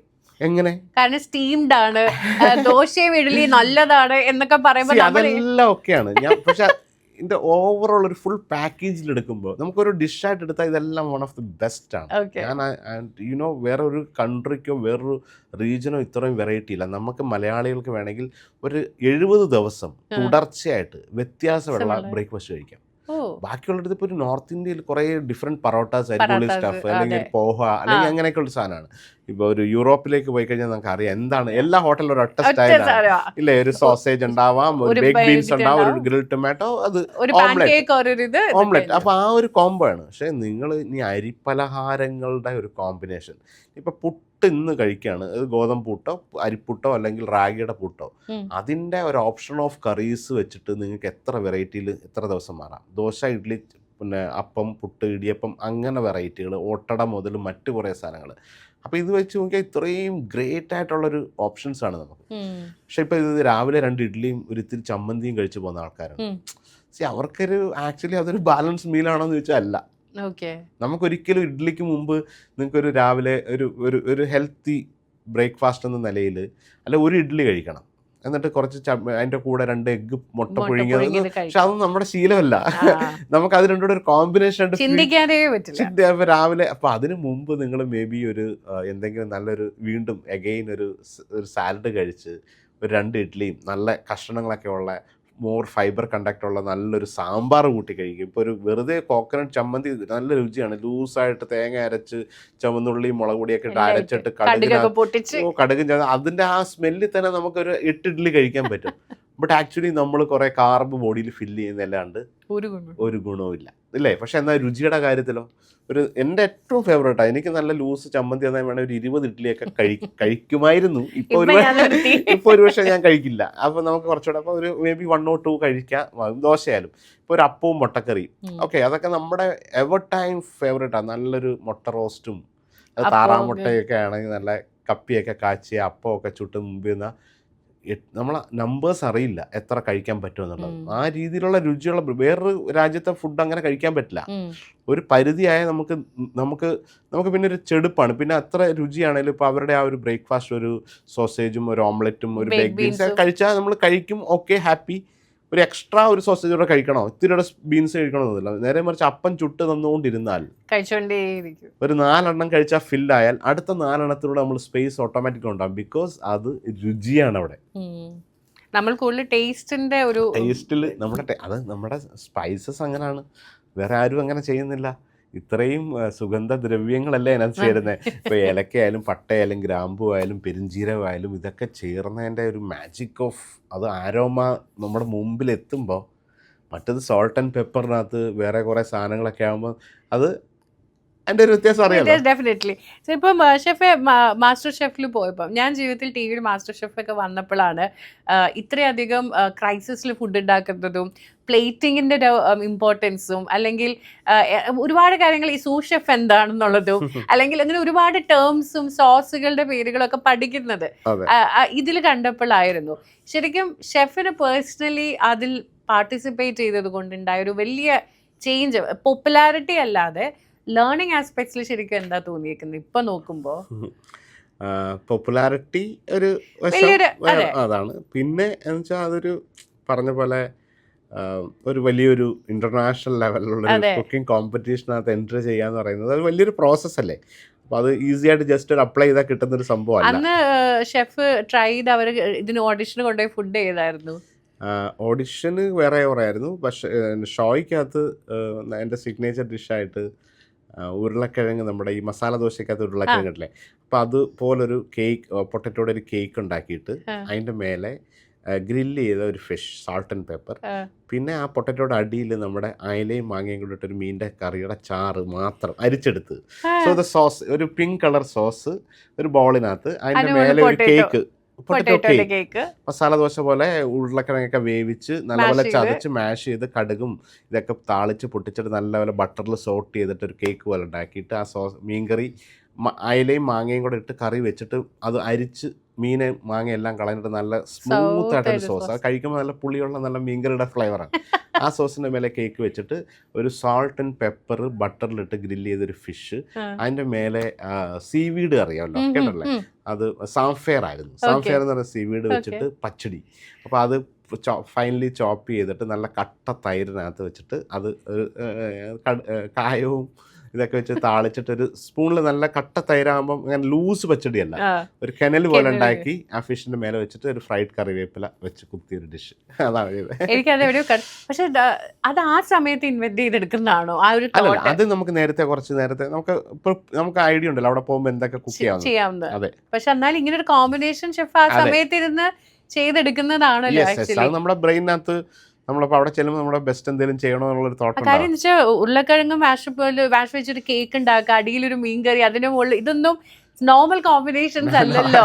പക്ഷെ കഴിക്കുമ്പോൾ ഭയങ്കര ഫ്ലേവറാണ്. അത് ഷെഫിന്റെ ഉള്ളിലായിരുന്നില്ല, അതെങ്ങനെ വരും അത് പിന്നീട് നമ്മൾ ട്രയൽ ചെയ്തിട്ടുണ്ടാവും. അത് ട്രൈ ചെയ്യുമ്പോൾ നമുക്ക് അറിയാലോ ഇത് ഈ ഫ്ലേവേഴ്സ് എല്ലാം കൂടെ നോക്കുമ്പോൾ കളർ ഒരു ഓറഞ്ച് പിങ്ക് കളറിലുള്ള സോസ്, ഒരു yellowish potato, then A white colour fish, ഏറ്റവും ടോപ്പിൽ ഒരു പച്ചടി, ഒരു green curry leaf on top, പിന്നെ അതിനകത്ത് ഞാൻ ആ സോസിനകത്ത് ഗാർണിഷ് ചെയ്യാനായിട്ട് ഒരു ഓയിൽ ഉണ്ടാക്കി, നമ്മുടെ മല്ലിയിലയും കറിവേപ്പിലയും കൂടെ ഒലിവ് ഓയിൽ സീ സോൾട്ട് ഇട്ടിട്ട് അടിച്ചാൽ നല്ലൊരു ഗ്രീൻ കളർ ഒരു ഡ്രോപ്പാണ്. അപ്പോൾ ഒരു 4 ഡ്രോപ്പ് ആ സോസിൽ ഇട്ടുമ്പോൾ ഒരു പ്രത്യേക രസമാണ് കാണാൻ.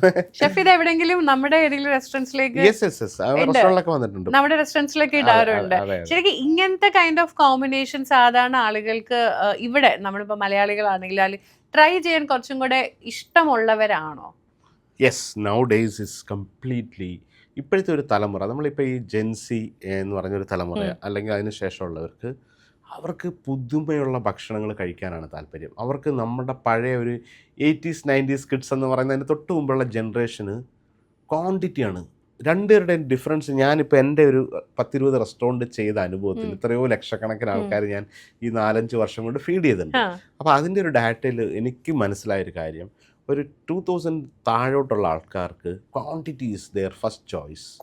ക്വാണ്ടിറ്റി നല്ല അളവിൽ കഴിക്കുക, നല്ല രീതിയിൽ കഴിക്കുക. മറ്റവർക്ക് അളവല്ല, അവർക്ക് ഭയങ്കര വൈവിധ്യമായ ഭക്ഷണം ലോകത്തുള്ള, അത് സോഷ്യൽ മീഡിയയുടെ ഭയങ്കര ഒരു ഇൻഫ്ലുവൻസ് ഉണ്ട്. ലോകത്ത് നടക്കുന്ന എല്ലാ ഫുഡും ഇപ്പോൾ എല്ലായിടത്തും ലഭ്യമാണ്. അപ്പോൾ അത് ട്രൈ ചെയ്യുക, ഇന്നൊരിടത്ത് കഴിച്ചത് അടുത്ത ആഴ്ച പുതിയത് കഴിക്കുക എന്നുള്ളതാണ്. പണ്ടുള്ള ആൾക്കാരുടെ ആ ഒരു തലമുറയുടെ പ്രശ്നം വെച്ചാൽ അവരുടെ ആദ്യ ചൈൽഡ്ഹുഡിൽ ഇതൊന്നും ലഭ്യമായിരുന്നില്ല. അപ്പോൾ പേരൻസ് ഇപ്പോഴത്തെ കുട്ടികളുടെ കണക്ക് സ്വിഗ്ഗി സൊമാറ്റോയിൽ വാങ്ങി അവർ കഴിക്കാൻ പറ്റിയിട്ടില്ല. നേരത്തെ പറഞ്ഞ പോലെ വല്ലപ്പോഴും വെളിയിൽ പോകുമ്പോൾ പാരൻസ് വാങ്ങിച്ചു കൊടുക്കുന്ന ഫുഡ് മാത്രമാണ്.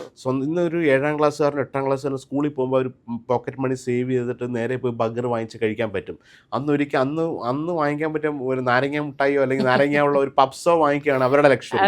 അതും വേറൊരു രീതിയിലാണ്. അപ്പം ആ സമയത്ത് കിട്ടാത്തത് അതിൻ്റെ ഫ്രസ്ട്രേഷൻ ഉണ്ടായിരുന്നു ഉള്ളിൽ.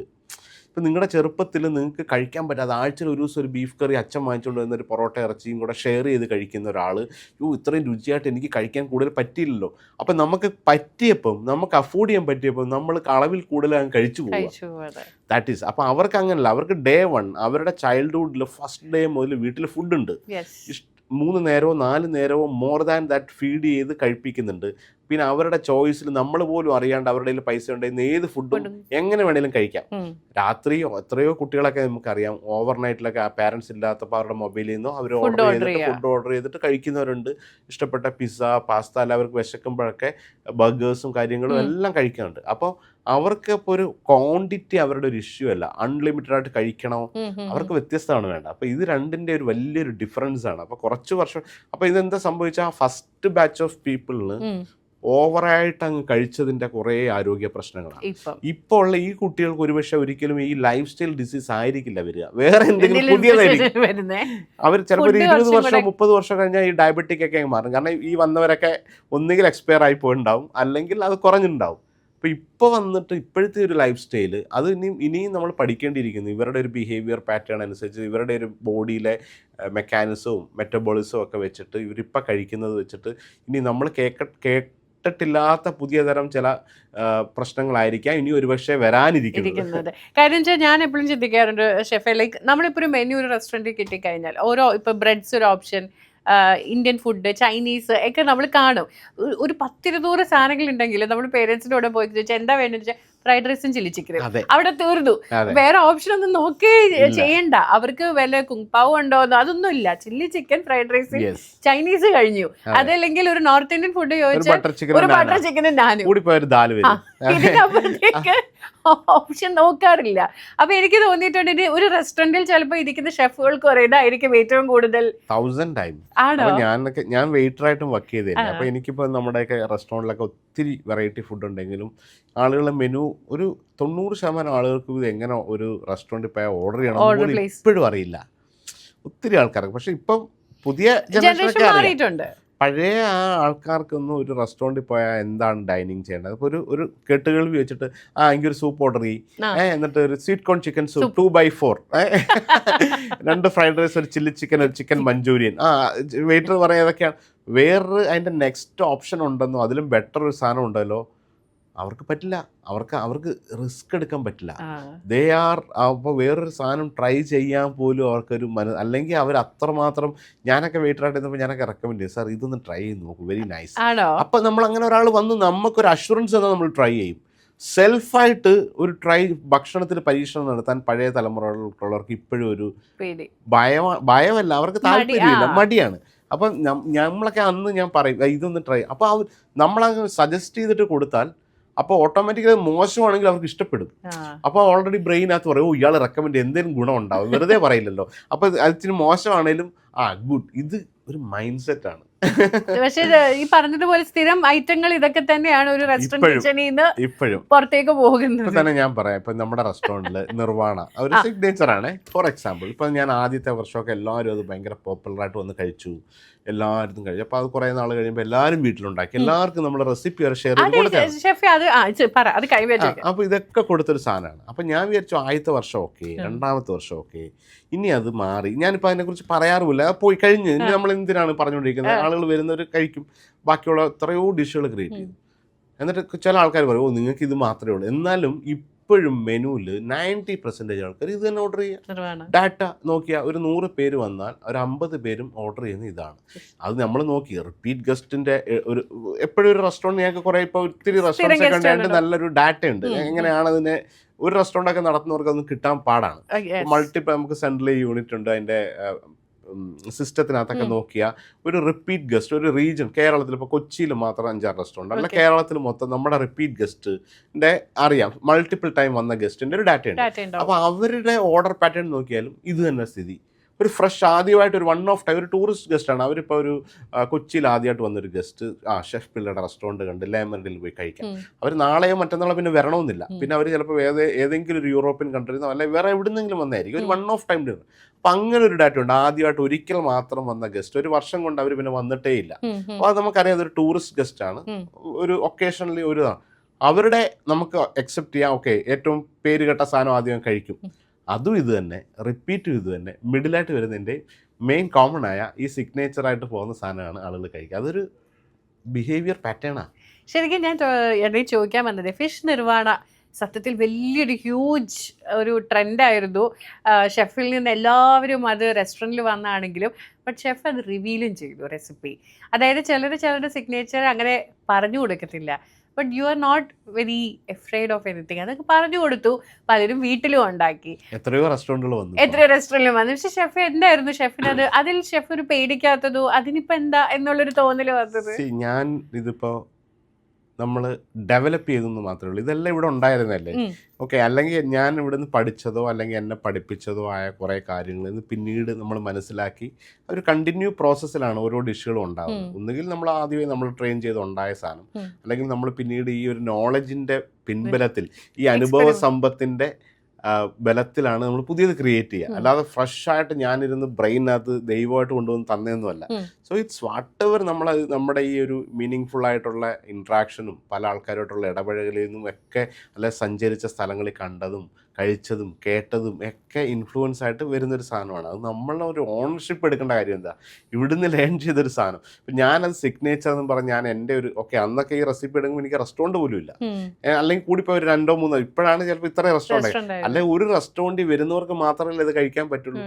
ഇപ്പം ഇത് ആയപ്പോൾ ഇത് കോമൺ. എത്രയോ ആൾക്കാർ ഇപ്പോഴും ഈ ആഴ്ചയും ഈ ദിവസവും ഏതെങ്കിലുമൊക്കെ ലോകരാജ്യത്ത് നിന്ന് ഒരു ദിവസം ഒരാളെങ്കിലും എൻ്റെ ഒരു ഫോട്ടോ എനിക്ക് അയച്ചു തരാതിരുന്നിട്ടില്ല. എനിക്കത് ഭയങ്കര സന്തോഷമാണ്. അപ്പം ആരെങ്കിലുമൊക്കെ ഇത് ആദ്യമായിട്ട് ഇപ്പോൾ കേട്ടോണ്ട്, ഓ ഇതിങ്ങനെ കേട്ടു, ഷെഫ് പിള്ളയുടെ നിർവ്വാണം കൊള്ളാം, റെസിപ്പി യൂട്യൂബിൽ കണ്ടു, അവർ വാഴയിലേക്കകത്ത് ഉണ്ടാക്കും, ചില വാഴയിലില്ലാതെ സിൽവർ ഫോയിൽ ഉണ്ടാക്കിയിട്ടുണ്ട്. നാളെ ഏറ്റവും രസകരമായിട്ട് ഞാൻ എപ്പോഴും എടുത്തു പറയുന്നത്, ഏതോ ഒരു ഗസ്റ്റ്, അതെനിക്ക് അറിയില്ല, യൂറോപ്പിലാണ്, വാഴയിലില്ലാഞ്ഞിട്ട് അവർ ആമസോണിൽ നിന്ന് ഒരു വാഴ ഓർഡർ ചെയ്തു. എന്നിട്ട് ആ വാഴയുടെ ഫോട്ടോ ഒക്കെ എനിക്ക് വെച്ചിട്ട് ഇങ്ങനെ ഇലയൊക്കെ കട്ട് ചെയ്തിട്ട്, ചെറിയ വാഴയില്ല, അലങ്കാര വാഴയില്ല, വെച്ചിട്ട് അവര് അത് ഉണ്ടാക്കി, അവരുടെ ഒരു ഡെഡിക്കേഷൻ നോക്കണ്ടേ. എന്നിട്ട് അവർ എന്നിട്ട് ഷെഫ് ഞങ്ങൾക്ക് വാഴയില കിട്ടാഞ്ഞിട്ട് ഞാൻ ഒത്തിരി ബാക്കിയെല്ലാം ഞങ്ങൾ സംഘടിപ്പിച്ചു, ഇല കിട്ടിയില്ല. സോ ഞങ്ങൾ ആമസോണിൽ നോക്കിയപ്പോൾ ഒരു അലങ്കാര ഇലയാണല്ലോ end of the day same, ഒരു വാഴയാണ്, ഒരു കുഞ്ഞു വാഴ അവരുടെ വീട്ടിൽ. എനിക്ക് നെതർലൻഡ്സിൽ എവിടെ, ആംസ്റ്റർഡാമിൽ അവിടെ ഉള്ള ഏതോ ഒരു ഗസ്റ്റാണ് ഇൻസ്റ്റാഗ്രാമിൽ അയച്ചതേ. പിന്നെ അത് കണ്ട് ഞാൻ അതിൻ്റെ ഫോട്ടോ ഒക്കെ എടുത്തിട്ട് ഞാൻ സ്റ്റോറിയൊക്കെ ഇട്ടന്ന്. അപ്പോൾ അത് അങ്ങനെയും ചെയ്യുന്നവരുണ്ട്. ചിലർ ഇല കിട്ടാണ്ട് ഹൈദരാബാദിൽ ഒരാൾ ഏതോ ഒരു സെമിനാരിയിൽ പോയിട്ട് രാത്രി ഇല വെട്ടിക്കൊണ്ട് വന്നിട്ട് നിർവ്വാണം ഉണ്ടാക്കിയ ഫോട്ടോ. അങ്ങനെയൊക്കെ എത്ര കഥകളുണ്ടെന്ന് അറിയാം. ബട്ട് സ്റ്റിൽ ഷെഫ് അത് പേടിക്കുന്നില്ല, ആരെന്തെടുത്താലും. യെസ്, അത് എൻഡ് ഓഫ് ദി ഡേ ഇപ്പം നമ്മളിപ്പോൾ അത് ക്രിയേറ്റർ എന്ന നിലയിൽ അതിനെ പോപ്പുലാരിറ്റി ആക്കിയ ഒരു പേര് എനിക്കുണ്ട്. സോ എൻഡ് ഓഫ് എപ്പോഴെങ്കിലും ഇപ്പം നിങ്ങൾ ഏതെങ്കിലും റെസ്റ്റോറൻറ്റിൽ നിന്ന് കഴിച്ചു, നിങ്ങൾ വീട്ടിലുണ്ടാക്കി, എന്തെങ്കിലും നിങ്ങൾക്ക് ഒരു ആഗ്രഹം, ഓ എനിക്ക് അങ്ങേരുടെ സ്വന്തമായിട്ടൊന്ന് കഴിക്കണം എന്നൊരാഗ്രഹം എപ്പോഴെങ്കിലും ഉണ്ടാവും. അത് അൺടിൽ അത് ക്ലിയർ ആവുന്നവർ ഇതിപ്പോൾ ഇത്രയും കേട്ട സ്ഥിതിക്ക് പല രീതിയിൽ കണ്ടിട്ടുണ്ടാവും, പല രീതിയിൽ മൾട്ടിപ്പിൾ ആൾക്കാർ ഇത് വീട്ടിലുണ്ടാക്കിയിട്ടുണ്ട്, പല റെസ്റ്റോറൻറ്റിൽ പോയി കഴിച്ചിട്ടുണ്ട്, പലയിടത്തും. നമ്മുടെ റെസ്റ്റോറൻറ്റ് ഇപ്പോൾ ലോകത്തൊന്നും എല്ലായിടത്തൊന്നും ഇല്ലല്ലോ, പല റെസ്റ്റോറൻറ്റുകൾ ഇത് കോപ്പി ചെയ്തിട്ടുണ്ട്. പലരും നിർവ്വാണം എന്ന പേരുണ്ട്, ചിലർ പേരിടാത്തവരുണ്ട്, ചിലർ എൻ്റെ തന്നെ റെസിപ്പിയാണ്. അതൊക്കെ ഇന്നത്തെ പാട്ടാണ്. പക്ഷേ ഞാൻ കാണുന്നത് ഇത് എത്ര കഴിച്ചാലും ഓക്കെ ഇത് ഒറിജിൻ അവിടെ ഉണ്ടല്ലോ എന്ന് ചൊല്ലി എപ്പോഴെങ്കിലും ഇവർ വരും എന്നാൽ അത് വരുമല്ലോ. തീർച്ചയായും. ഇപ്പം ജഷനിലാണല്ലോ ഇപ്പോൾ ഫെസ്റ്റിവൽ നടന്നുകൊണ്ടിരിക്കുന്ന സമയമാണ്. എന്തൊക്കെയാണ് ഞങ്ങൾക്ക് അവിടെ ഇപ്പം ഞങ്ങളെ കാത്തിരിക്കുന്നത്? ഞാൻ ആക്ച്വലി 30-ാം തീയതി വന്നതാണ് ബഹറിനിൽ. അപ്പോൾ ആദ്യം തന്നെ നമ്മുടെ ഒരു കുക്കിംഗ് മാസ്റ്റർ ക്ലാസ് ഉണ്ടായിരുന്നു. ഭയങ്കര ഒരു രസമായിരുന്നു. എങ്ങനെയുണ്ടായിരുന്നു ഇപ്പോഴൊക്കെ കുക്കിംഗ് ക്ലാസ് പഠിപ്പിക്കലൊക്കെ? ഞാനിതൊക്കെ ചെയ്യാറുള്ള ഇത് ഇവിടെ 22 ലേഡീസ് ആൻഡ് 1 ജെന്റിൽമെൻ. അതിനകത്ത് മൾട്ടി നാഷണൽസ് ആയിരുന്നു. മൾട്ടിനാഷണൽ അല്ല, മോസ്റ്റ്ലി ഇന്ത്യൻസ്, ബട്ട് മലയാളികളും നോർത്ത് ഇന്ത്യയിലെ പല ആൾക്കാരും, ഫോറിനർ ആരും ഇല്ലായിരുന്നു, എല്ലാം ഇന്ത്യൻസ് ആയിരുന്നു. ഒരു മലയാളി, ഒരു മനുഷ്യൻ, ബാക്കിയെല്ലാം സ്ത്രീകൾ. അപ്പോൾ ഇവരെല്ലാം ഒരു രസകരമായിട്ടുള്ളൊരു ഭയങ്കര രസമായിരുന്നു. 4 ഡിഷ് ഞാൻ ചെയ്തു. സ്റ്റാർട്ടറായിട്ട് വെജിറ്റേറിയൻസിന് തേങ്ങാ മാങ്ങ പട്ടാണി സുണ്ടൽ പനീർ നിർവ്വാണ, നോൺ വെജിറ്റേറിയന് വേണാട് പാൽക്കുഞ്ചും നെയ്മീൻ നിർവ്വാണ, എന്നിട്ട് അപ്പംസും. ഇതെല്ലാം ഉണ്ടാക്കി അവരെ കാണിച്ചു, അവരെ കൊണ്ട് ഉണ്ടാക്കിപ്പിച്ചു, അവരുമായിട്ട് കഴിച്ചു. പിന്നീട് ഒരു ലഞ്ച്, ഒരു ഗ്രേറ്റ് ഡേ. ഒരു 10 മണി മുതൽ I think 11 to 4 o'clock session. പിന്നെ നമ്മൾ വേറെ കുറേ ഒരു ട്രാവൻകൂർ ഫുഡ് ഫെസ്റ്റിവൽ, അത് ഓൺ ദ ഗോയിങ് ആണ്. നാളെ മുതൽ വേറെ രസം വെച്ചാൽ നിക്കാഹ് ബിരിയാണി ഫെസ്റ്റിവലാണ്. അപ്പോൾ നമ്മുടെ മലബാർ മുസ്ലിം വെഡ്ഡിങ്ങിന് വാഴയിലയിൽ അൺലിമിറ്റഡ് ആയിട്ടുള്ള ബിരിയാണി, ഇവർ കല്യാണത്തിന് പോയ ആ ഒരു ബിരിയാണി കൊണ്ടിട്ട് അങ്ങനെയാണ് കഴിക്കുന്നത്.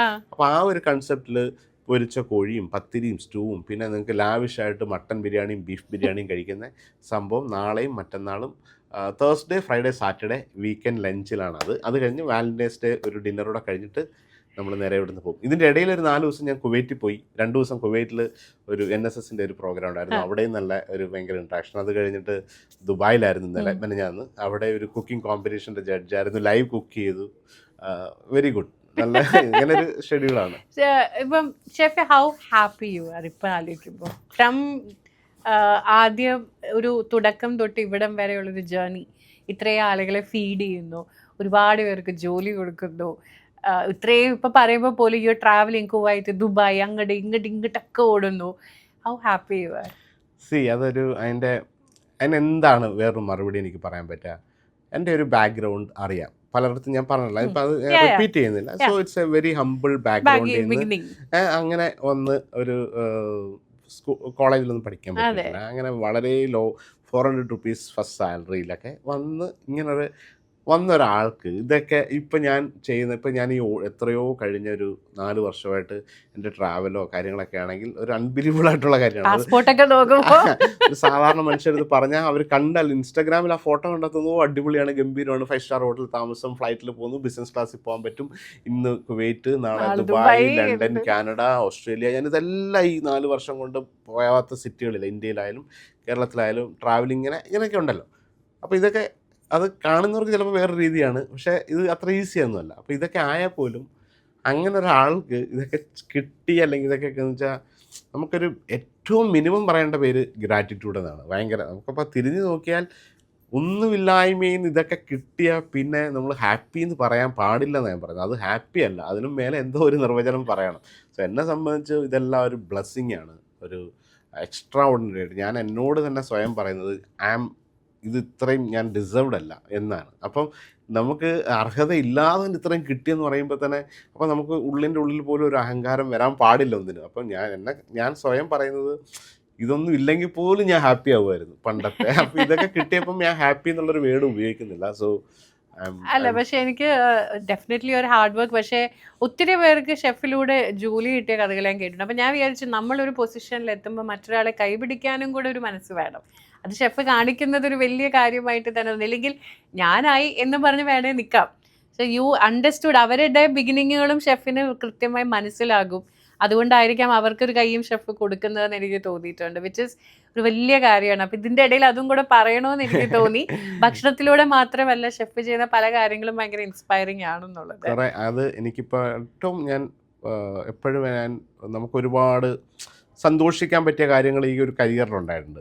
മേ ബി ഒരു വലിയ നിങ്ങളൊക്കെ ആരാധിക്കുന്ന പല സെലിബ്രിറ്റികളെയും നേരിട്ട് അടുത്ത് പോകാൻ പറ്റുക, അതൊക്കെ ഉണ്ട്.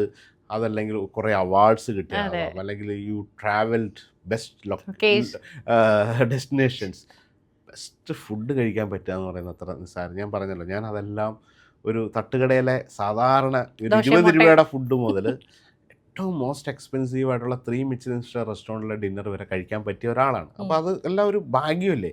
അപ്പോൾ ആ രീതിയിലൊക്കെ നോക്കിയാലും എനിക്ക് ഏറ്റവും കൂടുതൽ ഉള്ളിൻ്റെ ഉള്ളിലെ ഹാപ്പിനെസ്, സ്വയം എന്നെ ഹാപ്പി ആക്കുന്നത് ഈ പറഞ്ഞ ബിസി ഷെഡ്യൂളിൽ ഒരു റെസ്റ്റോറൻറ്റ് ഉണ്ടാക്കുക എന്ന് പറഞ്ഞാൽ ഒരു 8 മാസത്തെ മിനിമം ഒരു 1 ഇയർ അധ്വാനമാണ്. മൾട്ടിപ്പിൾ കാര്യങ്ങളുണ്ടല്ലോ, ഒരു കോൺട്രാക്റ്റ് ഉണ്ടാക്കണം, അവരുമായിട്ട് സംസാരിക്കണം, ബാക്കി പല കാര്യങ്ങൾ ചെയ്ത് നെഗോസിയേഷൻ ചെയ്ത് ഫസ്റ്റ് ഒരു ഡീലുണ്ടാക്കി, ദെൻ കംപ്ലീറ്റ് പ്രൊജക്റ്റ് ബിൽഡ് ചെയ്ത് ടീം റിക്രൂട്ട് ചെയ്ത് മെനു ഉണ്ടാക്കി ട്രയൽ ചെയ്ത് ടേസ്റ്റിംഗ് ഉണ്ടാക്കി അവിടെ പോയി റെസ്റ്റോറൻറ്റ് ബിൽഡ് ചെയ്ത് സ്റ്റാർട്ട് ചെയ്ത് കൺസിസ്റ്റൻ്റ് കൊണ്ടുപോകണം.